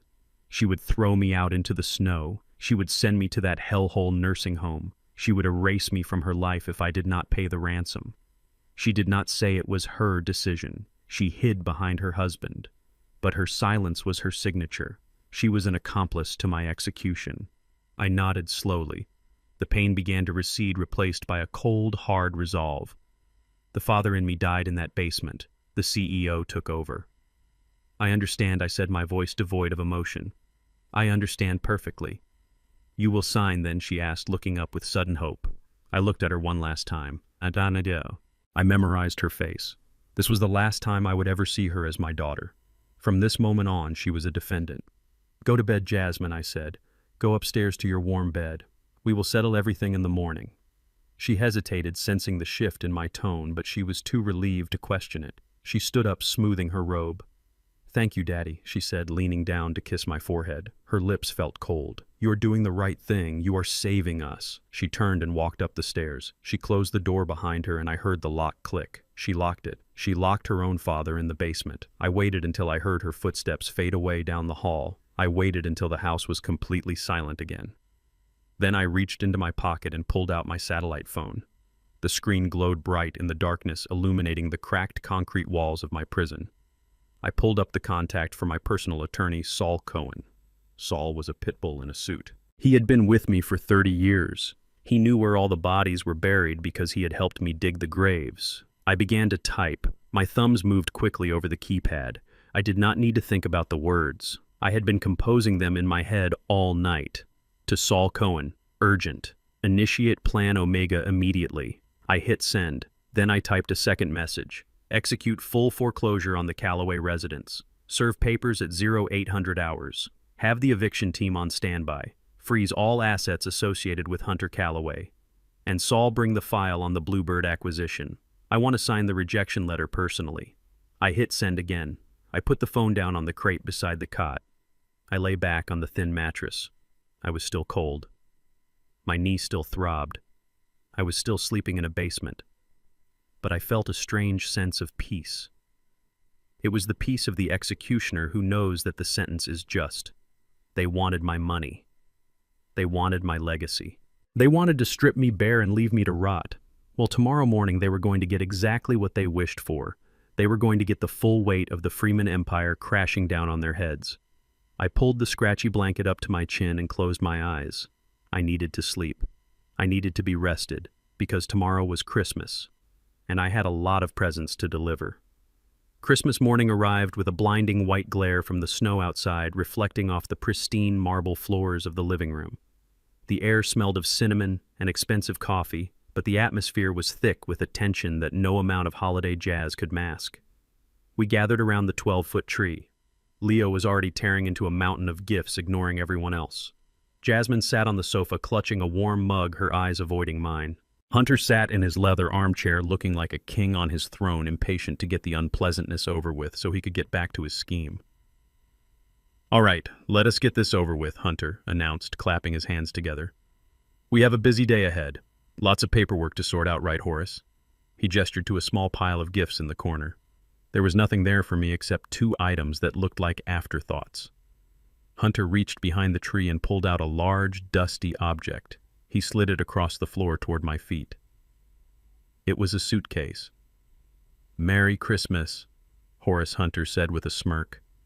"I noticed the duffel bag you came in with was looking a little ragged. I found this in the attic. It is vintage, a solid piece of luggage for a man on the move." I looked down at the suitcase. It was not vintage. It was garbage. It was an old, scratched-up hard shell case that Hunter had used during his college days. One of the wheels was missing. The leather handle was cracked. It was empty and it smelled of mildew. The message was loud and clear. "Pack your things, old man. You are leaving." "Thanks, Hunter," I said, my voice flat. "It is very practical." Jasmine stood up then. She handed me a small, soft package wrapped in generic paper. "Here, Daddy," she said softly. "I hope they fit." I unwrapped it. Inside were 3 pairs of gray wool socks. There was a bright orange sticker on the packaging that she had forgotten to peel off. It read, "Clearance 3 for $5. I held the socks in my hands. My daughter, who wore diamond earrings and drove a Range Rover, had spent $5 on her father for Christmas. She had spent more on the ribbon for the dog's present. "They are warm," I said, forcing a smile. "Thank you, Jasmine." Hunter checked his watch. "Great, glad you like them. Now, Horace, about those papers for the house sale. We should really get started before noon." I raised a hand, stopping him. "Wait," I said. "I did not have time to go shopping because of the storm. But I did bring something for you. 2 envelopes. I reached into the inside pocket of my waiter jacket, which I was still wearing because Hunter had insisted I look presentable. I pulled out the 2 thick white envelopes I had prepared the night before. They were heavy. They were sealed with wax. "One for you, Jasmine," I said, handing it to her, "and one for you, Hunter." Hunter took his with a greedy grin. "Is this the $50,000 you talked about?" he asked, tearing at the flap. "Cashier check, I hope." "Open yours first, Jasmine," I commanded, my voice dropping an octave. Jasmine looked at me, surprised by the authority in my tone. She slid her finger under the flap and pulled out a stack of documents. "What is this?" she asked, frowning. "These look like bank statements." "Read them," I said. She began to read. Her eyes scanned the columns of numbers. Date, January 1st, 2018. Deposit $3,000. Source, Freeman Trust. Date, February 1st, 2018. Deposit $3,000. Source, Freeman Trust. She flipped the page. The amounts grew. $5,000 for a car repair. $10,000 for a wedding venue deposit. "I do not understand," she said, her voice trembling. "These are our accounts." "But where did you get these? And what is the Freeman Trust?"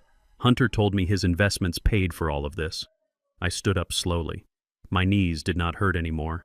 The adrenaline of justice was a powerful painkiller. "Hunter lied to you, Jasmine," I said. "The Freeman Trust is me. For 5 years I have been depositing money into your accounts every month. I paid for your car. I paid for your wedding dress. I paid for the down payment on this house. I did it anonymously because I wanted you to think your husband was successful. I wanted you to be proud of him." Jasmine turned pale. She looked at Hunter, who had stopped opening his envelope and was staring at me with his mouth open. "You paid for it," she whispered, but Hunter said, "He said he was a genius trader." I walked over to her and tapped the last page of the document. "Read the last line, Jasmine." She looked down, her breath hitched in her throat. "Status of beneficiary terminated. Account frozen. Effective immediately." She looked up at me, and I saw the realization crash into her like a freight train. She realized that the old truck driver she had treated like a servant was actually the financial engine of her entire life. She realized she had just kicked her own safety net out from under her. "Daddy," she stammered, tears filling her eyes. "I did not know. Please, we cannot survive without that money." I turned my back on her. "You should have thought about that before you gave me discount socks and told me I was a burden." I turned to Hunter. He was clutching his envelope, his face a mask of confusion and rising panic. "Your turn, Hunter," I said. "Open it." He hesitated. His hands were shaking. He ripped the envelope open. He pulled out a single document. It was not a bank statement. It was a legal summons on heavy bond paper with the seal of the state court at the top. "What is this?" Hunter whispered, his voice squeaking. "It is a forensic analysis of a mortgage application," I said, stepping closer to him until I was looming over his chair. I reached out and took the paper from his trembling hands and held it up for Jasmine to see. "Look at the signature at the bottom, Jasmine. It says Horace Freeman. It authorizes a second mortgage on my house in Chicago to secure a loan for Hunter Calloway." Jasmine gasped. "But Daddy, you said you did not sign anything yesterday." "I did not," I said, my voice cold as ice. "And I did not sign this 3 months ago either." I looked at Hunter. His face had gone from pale to a sickly gray. Sweat was beading on his forehead, dripping down his nose. "That is my name, Hunter," I said. "But that is not my handwriting. You forged my signature. You stole the deed to my home and you used it as collateral for your bad debts. That is not just a lie, Hunter. That is a felony. It is called wire fraud and aggravated identity theft." Hunter tried to stand up, but his legs gave out and he collapsed back into the chair. "Horace, wait," he stammered, wiping the sweat from his upper lip. "We can explain. I was going to pay it back. It was just a bridge loan. I was going to tell you. Tell me when I roared. When the bank came to evict me. When I was thrown out on the street." I leaned down close to his face, so close I could see the terror in his pupils. "The envelope also contains a copy of a police report," I said. "It was filed this morning by my attorney." And that sound you hear outside. We all froze. Through the thick windows we could hear the distant wail of sirens getting closer. That is not Santa Claus, Hunter. That is the consequences of your actions coming to collect. Hunter dropped the papers. They scattered on the floor, mixing with the wrapping paper of the cheap suitcase he had given me. He looked at Jasmine, pleading for help, but she was backing away from him, looking at him like he was a stranger. "You forged his signature," she whispered. "You stole his house." I looked at the two of them. the ungrateful daughter, and the criminal son-in-law. The beautiful picture-perfect family was dissolving right before my eyes, revealing the rot underneath. "Merry Christmas," I said, straightening my waiter jacket. "I hope you like your gifts, because unlike the garbage you gave me, mine are going to last a lifetime." The silence in the room shattered instantly like a dropped mirror. Hunter stared at the police report lying on the floor, and I watched his face undergo a terrifying transformation. The blood drained from his cheeks only to rush back in a violent shade of purple. His eyes bulged and his mouth twisted into a snarl that was purely animalistic. He was a trapped rat, and like all trapped rats, he decided to bite. He looked at the ruined papers, then he looked at Jasmine, who was backing away from him in horror, and finally his gaze landed on me. "You set me up," Hunter screamed. His voice was raw and guttural, tearing through the festive atmosphere of the morning. "You senile old man. You came into my house, you ate my food, and you planted this. You are trying to frame me." He took a step toward me, kicking the pile of gift wrap aside. His hands were curled into fists. The veneer of the civilized businessman was gone completely. The expensive suit could no longer hide the thug underneath. "You think anyone will believe you?" He spat, venom flying from his lips. "You are nobody. You are a washed-up truck driver. I am a vice president. I am the future. You are just dirt. That is all you are. Dirt under my shoe." He lunged forward, grabbing a heavy crystal decanter from the sidebar. He was not thinking anymore. He was reacting with pure blind rage. He raised the heavy glass bottle above his head, intending to bring it down on my skull. "I should have thrown you out in the snow the minute you got here," Hunter roared. "You and your whole kind. You are all the same. Mooching off us, dragging us down. You belong in the gutter. Horace and I am going to put you there personally," Jasmine screamed. "Daddy, look out!" Hunter swung the decanter with all his might. It was a blow meant to kill, or at least to maim. It was the desperate act of a man who realized his life was over and wanted to take everyone else down with him. In that split second, I saw the hatred in his eyes. It was not just anger about the money. It was a deep-seated racial hatred that he had kept hidden under a layer of politeness for years. He hated me because I was black and successful. He hated me because I had dignity. And now he wanted to break me physically because he could not break me financially. But he made a fatal mistake. He assumed that because I was old, I was weak. He assumed that because I walked with a limp, I was slow. He forgot that for 40 years I had loaded crates that weighed more than he did. He forgot that my muscles were built from steel and sweat, not from an hour at an air-conditioned gym. As his arm came down, I did not flinch. I did not cower. I stepped into the blow. I raised my left arm, blocking his forearm with the hardness of an iron bar. The crystal decanter flew from his hand and smashed into the wall, exploding into 1,000 shards. Before he could recover, I grabbed his wrist with my right hand. My grip was like a vice clamp. I squeezed. I felt the delicate bones of his wrist grind together. Hunter let out a high-pitched shriek of pain. "Let go! You are breaking my arm!" I did not let go. Instead, I twisted. I used the momentum of his own attack to spin him around, forcing his arm behind his back. I kicked the back of his knee and he crumbled. The arrogant master of the universe dropped to the floor with a heavy thud. His face pressed against the Persian rug he had bought with my money. I stood over him. I was not hunching anymore. My arthritis was forgotten. I stood at my full height of 6 feet 2 inches. I expanded my chest, filling the room with my presence. I looked down at him, struggling like a worm on a hook. "You call me weak," I said, my voice low and vibrating with power. "You call me dirt. Listen to me, boy. I was driving 18-wheelers through ice storms in the Rockies while you were still suckling at your mother's breast. I have changed tires in sub-zero temperatures. I have fought off hijackers in Detroit.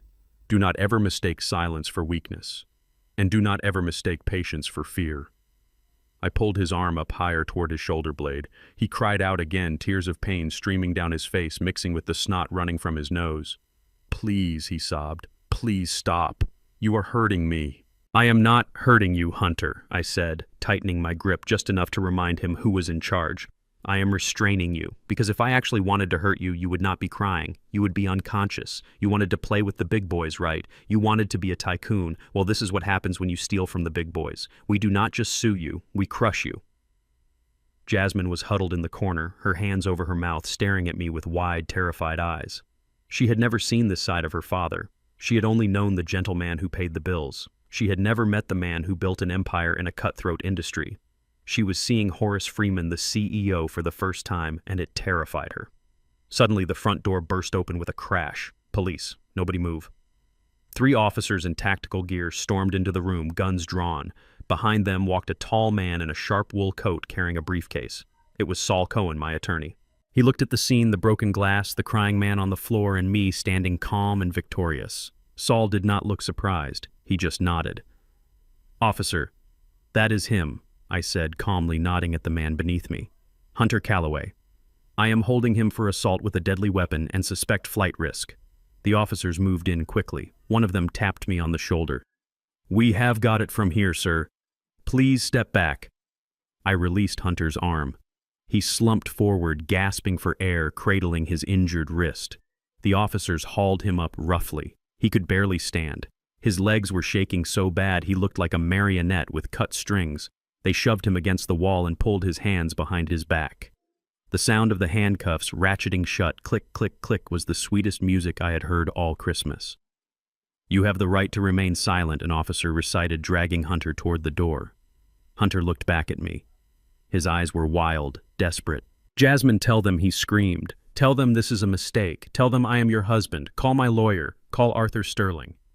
Jasmine did not move. She did not speak. She just watched as the man she thought was her prince was revealed to be a frog in handcuffs. Saul walked over to me and handed me a handkerchief. "You are bleeding, sir," he said, pointing to a small cut on my cheek from the flying glass. I wiped it away without flinching. "It is nothing, Saul. Just a scratch. Did you bring the papers?" Saul opened his briefcase and pulled out a fresh document. "The eviction notice. Served at 0800 hours as requested," Saul said. I took the paper and walked over to where Hunter was being led out. I stood in front of him, blocking his path. The officers paused. Hunter looked up at me. He was broken. The arrogance was gone, leaving only a pathetic emptiness. "Dad," he whispered. "Please. I am not your dad." I said, my voice cold and final. "And you are not a vice president. You are a criminal. And this house." I looked around the room at the tree, the fireplace, the expensive furniture. "This house is now under the management of Freeman Logistics. You have exactly 0 minutes to vacate the premises." I stuffed the eviction notice into the pocket of his ripped shirt. "Get him out of my sight, officers," I said, turning my back on him. As they dragged him out into the snow, into the waiting squad car, I heard him start to cry. It was a loud, ugly sound, the sound of a man who realized too late that he had bet against the house and lost everything.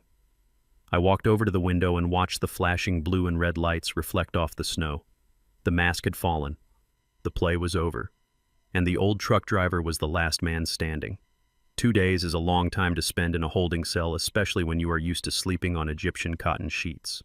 Hunter Calloway was released on bail at 8 in the morning, his parents having put up their own retirement home as collateral. A smart man would have gone home. A smart man would have called a criminal defense attorney and started preparing for the fight of his life. But Hunter was not a smart man. He was a desperate man. And a drowning man will grab the blade of a sword if he thinks it will keep him afloat. He believed that his life was a separate balance sheet from his career. He convinced himself that if he could just close the massive Bluebird Logistics acquisition today, he would get his 6-figure bonus. With that bonus, he could pay off the debts, make the fraud charges disappear, and perhaps even talk his way back into Jasmine's good graces. It was the delusion of a narcissist who refuses to accept that the world does not revolve around him. I sat in the corner of the executive boardroom on the 42nd floor watching the security feed on a tablet. I watched Hunter run into the lobby of Sterling Capital. He looked like a wreck. His expensive suit was wrinkled from 2 days in police custody. His hair was greasy. His eyes were wild and bloodshot. He did not swipe his badge because I had deactivated it an hour ago, but I had instructed the security guards to let him pass. I wanted him to come up. I wanted him to walk into the trap willingly. He practically sprinted to the elevator, pushing past secretaries and junior analysts who stared at him in open shock. They had all read the news. They knew about the arrest, but Hunter did not notice them. He was muttering to himself, rehearsing his pitch, clutching a briefcase that contained nothing but his own delusions. "He thinks he can still save it," Arthur Sterling whispered.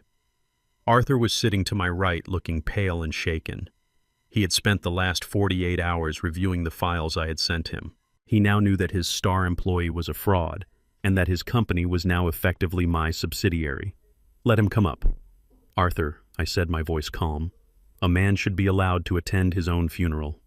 I turned the high-backed leather chair around so I was facing the floor-to-ceiling window looking out over the Chicago skyline. I wanted my back to the door. I wanted him to feel the disrespect. The elevator doors down the hall dinged. Heavy, hurried footsteps pounded against the plush carpet. Then the double doors to the boardroom burst open. "I am here," Hunter shouted, breathless and manic. "I am here. Do not worry, Arthur." It was all a misunderstanding, a family dispute. I can explain everything. But first we have to close the Bluebird deal. I have the papers right here. He rushed into the room, slamming his briefcase onto the mahogany table. The sound echoed in the vast space. "Gentlemen," Hunter said, panting, trying to smooth his wrinkled jacket. "I know things look bad, but I have the seller of Bluebird Logistics ready to sign. They are desperate. I squeezed them. I got the price down by 15%. This deal is going to make us millions. It is going to save the quarter." He stopped. He finally realized that nobody was speaking. The room was filled with the 12 board members of Sterling Capital. Usually these meetings were loud, chaotic affairs with people shouting over each other. Today it was silent as a crypt. The board members sat with their hands folded on the table, staring down at their notepads. None of them would look Hunter in the eye. Hunter looked at Arthur Sterling. Arthur was staring at his coffee cup, his shoulders slumped in defeat. "Arthur," Hunter said, his voice trembling slightly. "Why is it so quiet? We need to sign this." "The seller is waiting." Arthur slowly raised his head. He looked at Hunter with a mixture of pity and disgust. "The seller is not waiting, Hunter," Arthur said softly. "The seller is here." Hunter frowned, confused.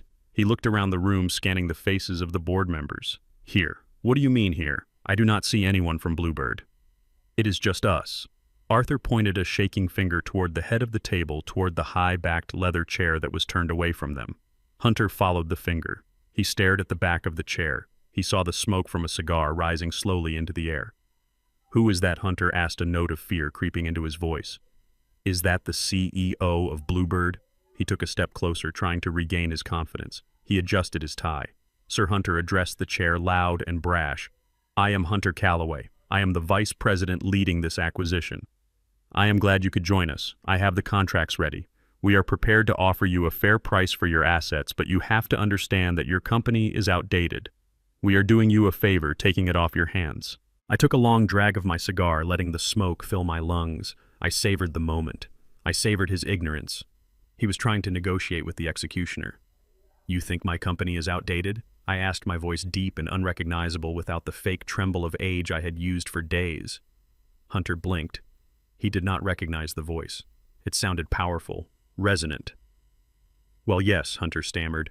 "Your drivers are inefficient, your pension obligations are heavy, but we can fix that. We are going to modernize you." "I see," I said. "So you plan to fire my drivers? The monkeys, as you called them." Hunter froze. The color drained from his face. He remembered that word. He remembered where he had used it. "Who are you?" he whispered. I reached out and stubbed the cigar into the crystal ashtray. I placed my hands on the armrests of the chair. I was not wearing the waiter's jacket anymore.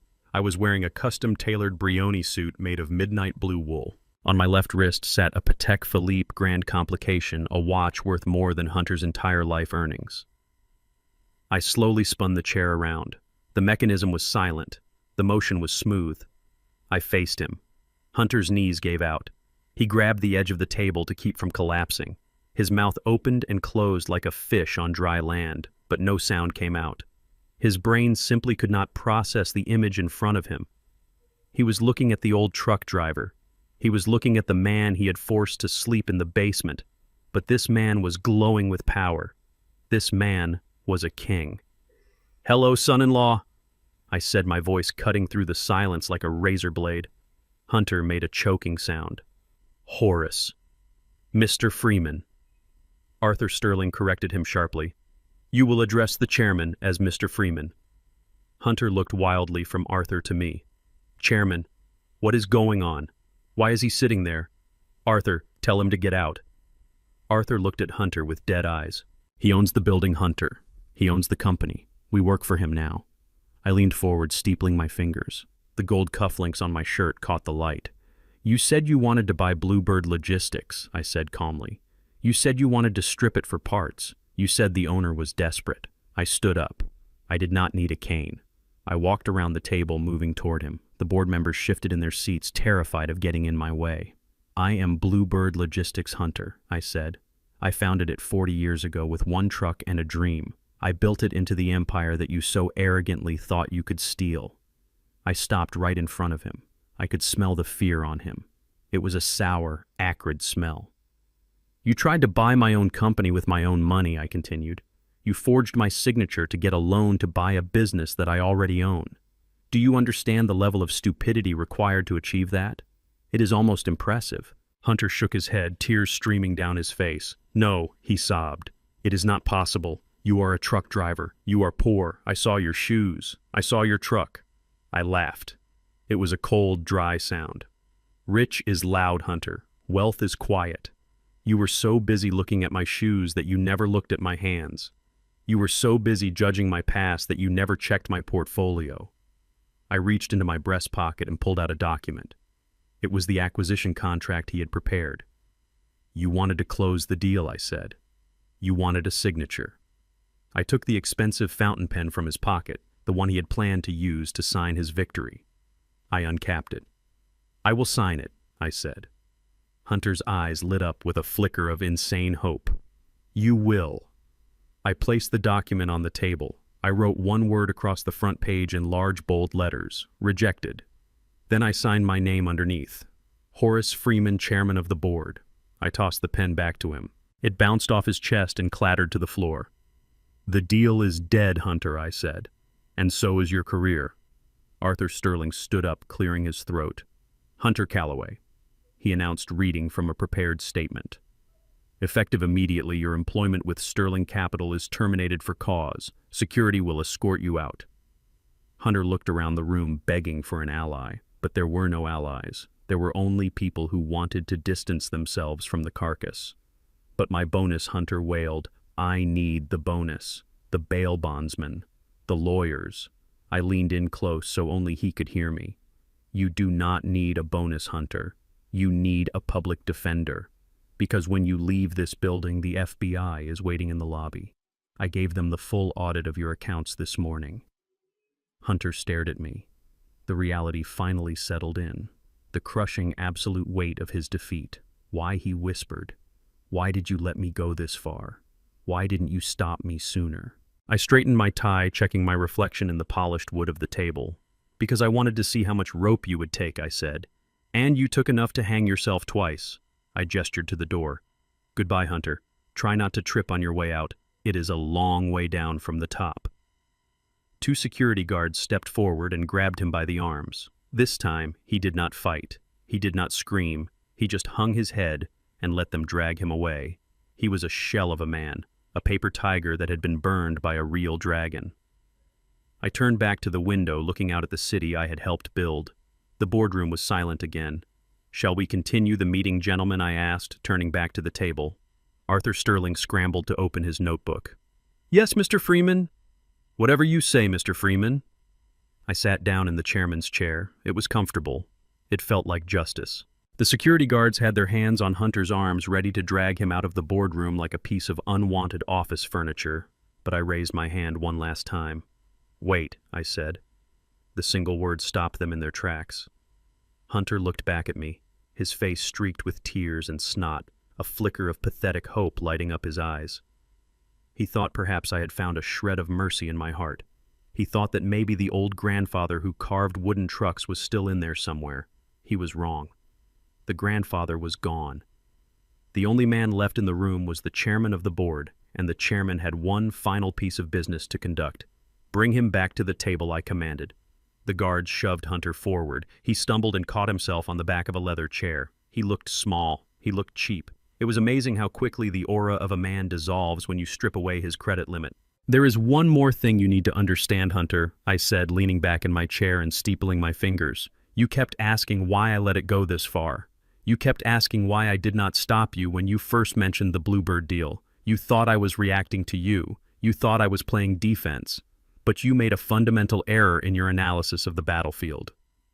I stood up and walked over to the window looking out at the sprawling Chicago skyline. The city looked cold and hard under the winter sun.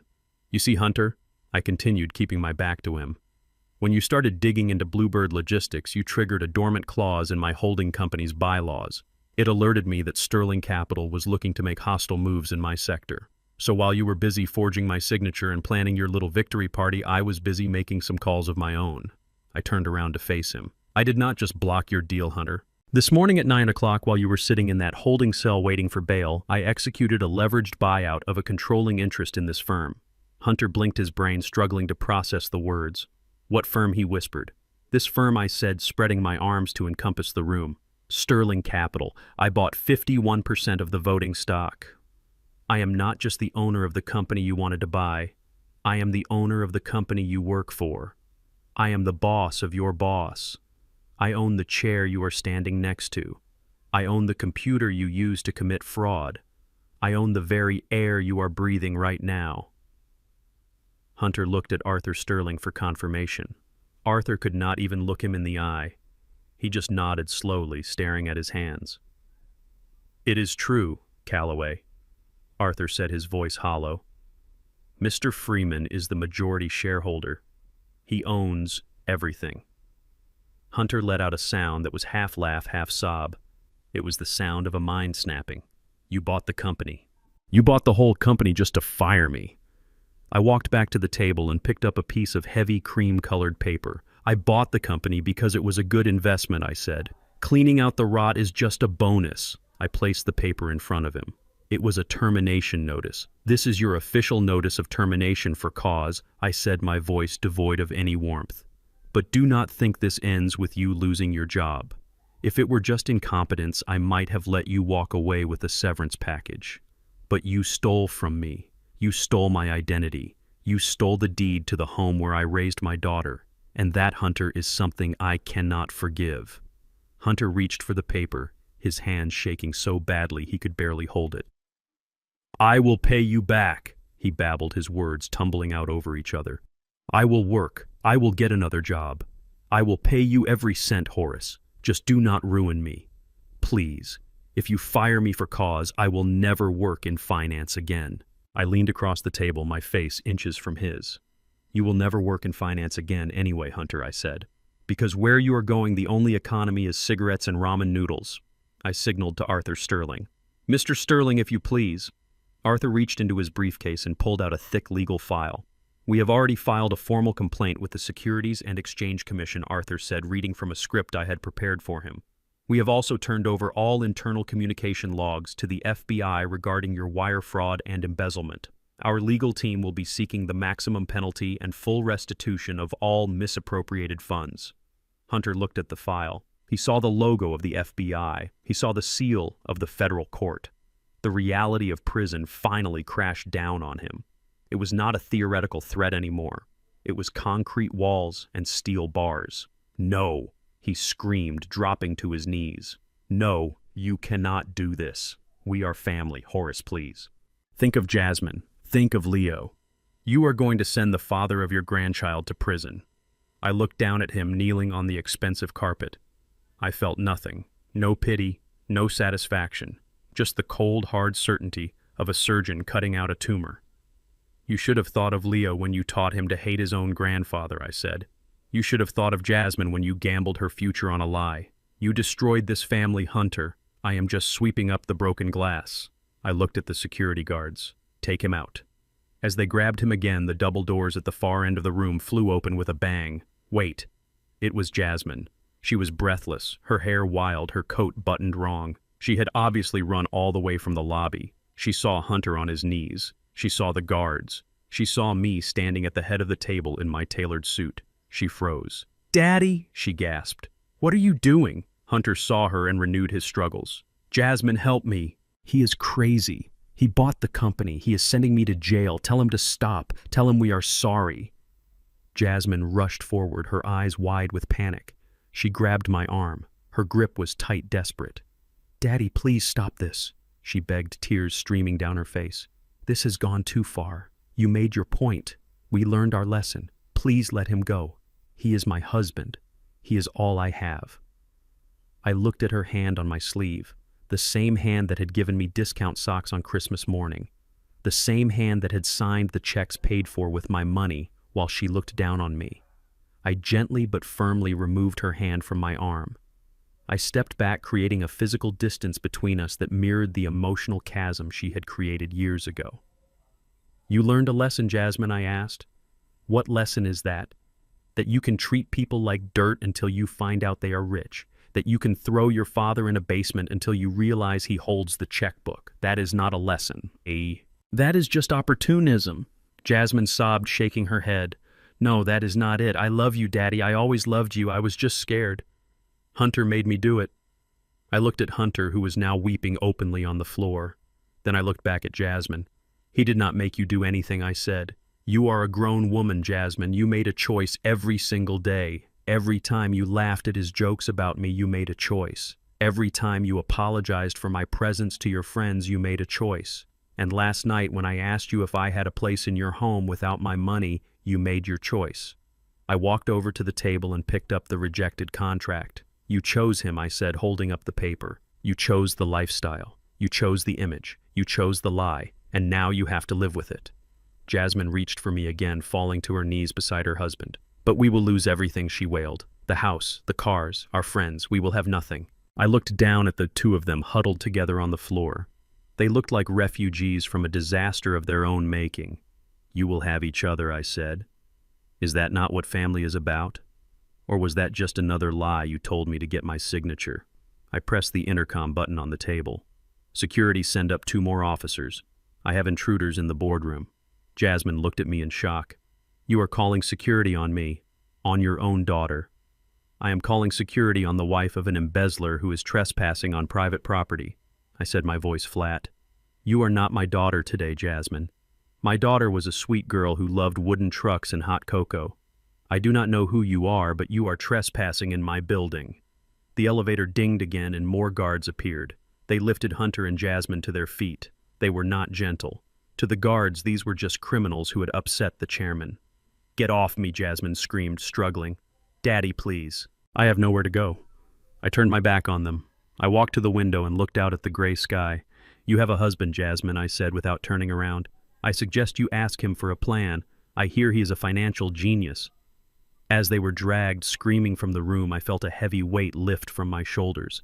It was the weight of obligation. For years I had carried them. I had protected them from the consequences of their own mediocrity. I had let them feed on me because I thought that was what love required. But I realize now that I was wrong. Love requires truth. And sometimes the most loving thing you can do is let people fall so they can finally learn how to stand up. The doors closed, cutting off their screams.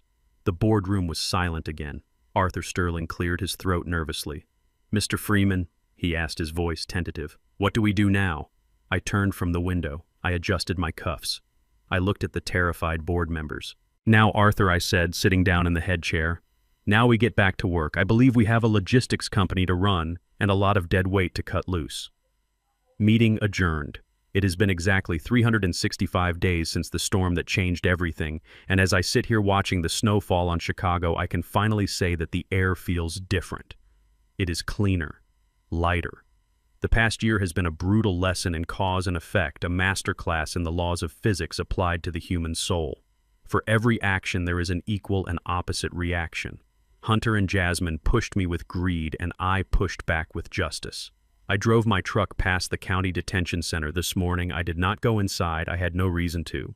Hunter Calloway is currently serving year 1 of a 7-year sentence for federal wire fraud and aggravated identity theft. My lawyers tell me he spends his days working in the prison laundry, earning 12 cents an hour washing the clothes of other men. It is a poetic sort of justice. The man who called honest laborers monkeys is now learning the value of hard work the hard way. He sent me a letter last month. It was 4 pages of excuses and begging. He asked for money for the commissary. He said the food was terrible. He said he missed his wine. I read it once, then I fed it into the shredder in my office.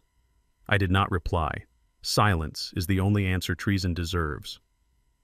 After passing the prison, I stopped at a discount grocery store on the south side of the city. I pulled my hat down low and walked to aisle 4. I stood behind a display of canned soup and watched. There was a woman at the cash register wearing a faded blue smock with a name tag that hung crookedly on her chest. Her hair was pulled back in a messy bun, and there were dark circles under her eyes that no amount of concealer could hide. It was Jasmine. I watched her scan items for a rude customer who was on her phone, ignoring Jasmine completely. "Paper or plastic?" the customer snapped. "Plastic is fine," Jasmine mumbled, her voice devoid of the arrogance that used to define her. She fumbled with a bag of apples and dropped one. It rolled across the floor. "Oh, for God's sake," the customer sighed, rolling her eyes. "Can you not do anything right? Hurry up, I have places to be." I watched my daughter, the woman who used to throw dinner parties where she mocked the poor, scramble onto her hands and knees to chase a runaway apple. She looked defeated. She looked broken. She was living in a small one-bedroom apartment near the airport, working double shifts just to keep the lights on and pay for Leo's school supplies. I felt a twinge of pity in my chest. It was a natural instinct for a father. I could walk over there right now. I could write a check that would solve all her problems.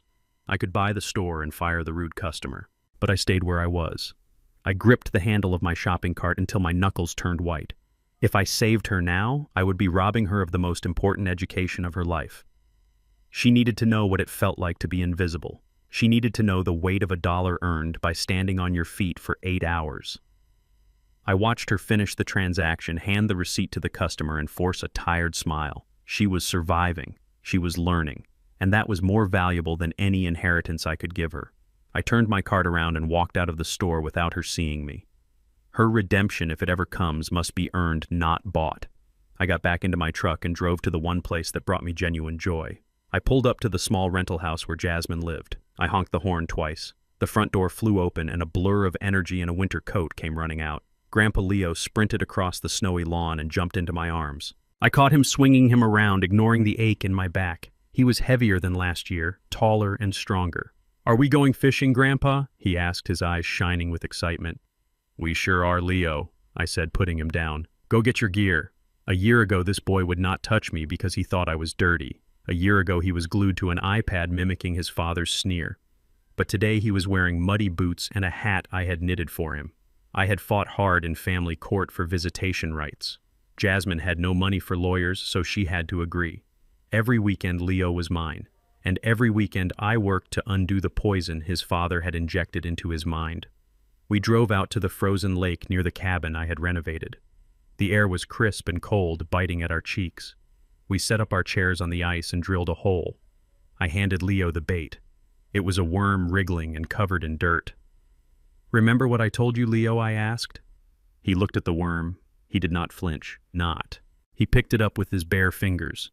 "I remember, Grandpa," he said, hooking the worm expertly. "You said dirt washes off, but a bad soul stays dirty forever." I smiled, feeling a lump form in my throat. "That is right. And what about work?" Leo dropped his line into the dark water. "Work is how we build things," he recited, serious and focused. "Work is honor, and nobody is better than anyone else just because they have more toys." I reached into my pocket and pulled out the wooden truck, the same one he had thrown into the snowbank last Christmas. I had cleaned it, polished it, and kept it safe. "I think you dropped this," I said, handing it to him. Leo looked at the truck.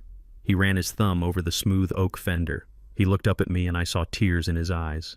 "I am sorry, Grandpa," he whispered. "I was stupid back then. It is a beautiful truck." "Did you really make it with your hands?"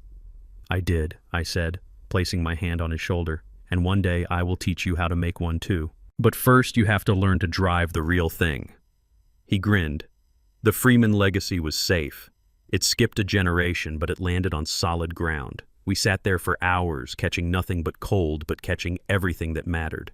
I looked at my grandson, and I saw the future. He would not be a soft man like his father. He would be a man of substance, a man of character, and that was worth more than all the companies in my portfolio combined. As the sun began to set, painting the sky in streaks of purple and orange, we packed up our gear. I drove Leo back to his mother, dropping him off with a hug and a promise to return next Saturday. I watched him run inside, waving until the door closed. I climbed back into my Ford F-150. To the outside observer, it looked like the same old beat-up truck from last year. The paint was still faded. The bumper was still dented. But they did not know what was under the hood. Over the summer, I had spent $50,000 customizing the engine. It now housed a turbocharged diesel beast that could outrun a sports car and tow a house. It had heated leather seats installed inside the worn-out cabin.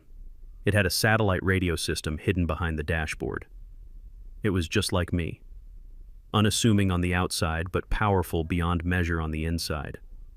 I turned the key and the engine roared to life, a deep, throaty growl that vibrated through the steering wheel. I shifted into gear and pulled out onto the highway. The road ahead was clear. The snow had stopped falling. I thought about Hunter in his cell. I thought about Jasmine scanning groceries. I thought about Arthur Sterling, who now called me every morning for approval before making a decision. And I thought about Leo holding that wooden truck. I had been tested. I had been underestimated. I had been betrayed by the people who were supposed to love me, but I had not broken. I had stayed true to the code of the road. Keep your eyes forward, keep your hands on the wheel, and never let anyone drive your vehicle for you. I rolled down the window, letting the cold air rush in. It did not feel bitter anymore. It felt like victory. I turned up the volume on the radio, letting the sound of an old blues song fill the cab. "The winter is over," I said to the empty road, a smile spreading across my face. I pressed down on the accelerator and the old truck surged forward, leaving the past in the rearview mirror where it belonged. My name is Horace Freeman. I am a truck driver. I am a father. I am a grandfather. And I am finally free. If you enjoyed this story of justice and redemption, please hit the like button and subscribe to the channel. Let me know in the comments if you think Jasmine deserves a second chance, or if she made her bed and needs to sleep in it. And remember, no matter how cold the winter gets, the spring always comes for those who hold their ground. Until next time, keep driving. I learned that you cannot buy respect, and you certainly cannot inherit character. For years, I thought I was protecting my family by shielding them from struggle, but in reality, I was only feeding their entitlement. True wealth is not found in a bank account or a designer label. It is found in the calluses on your hands and the integrity in your heart. Sometimes the most loving thing a father can do is close his checkbook to open his children's eyes. A legacy built on lies will always collapse, but a foundation built on hard work and truth will weather any winter. If this story resonated with you, please hit that like button and share it with someone who needs to hear it. Do not forget to subscribe to the channel for more stories of justice and redemption. And tell me in the comments, would you have forgiven Jasmine, or did she get exactly what she deserved? I read every single one. Until next time, take care of yourselves and each other.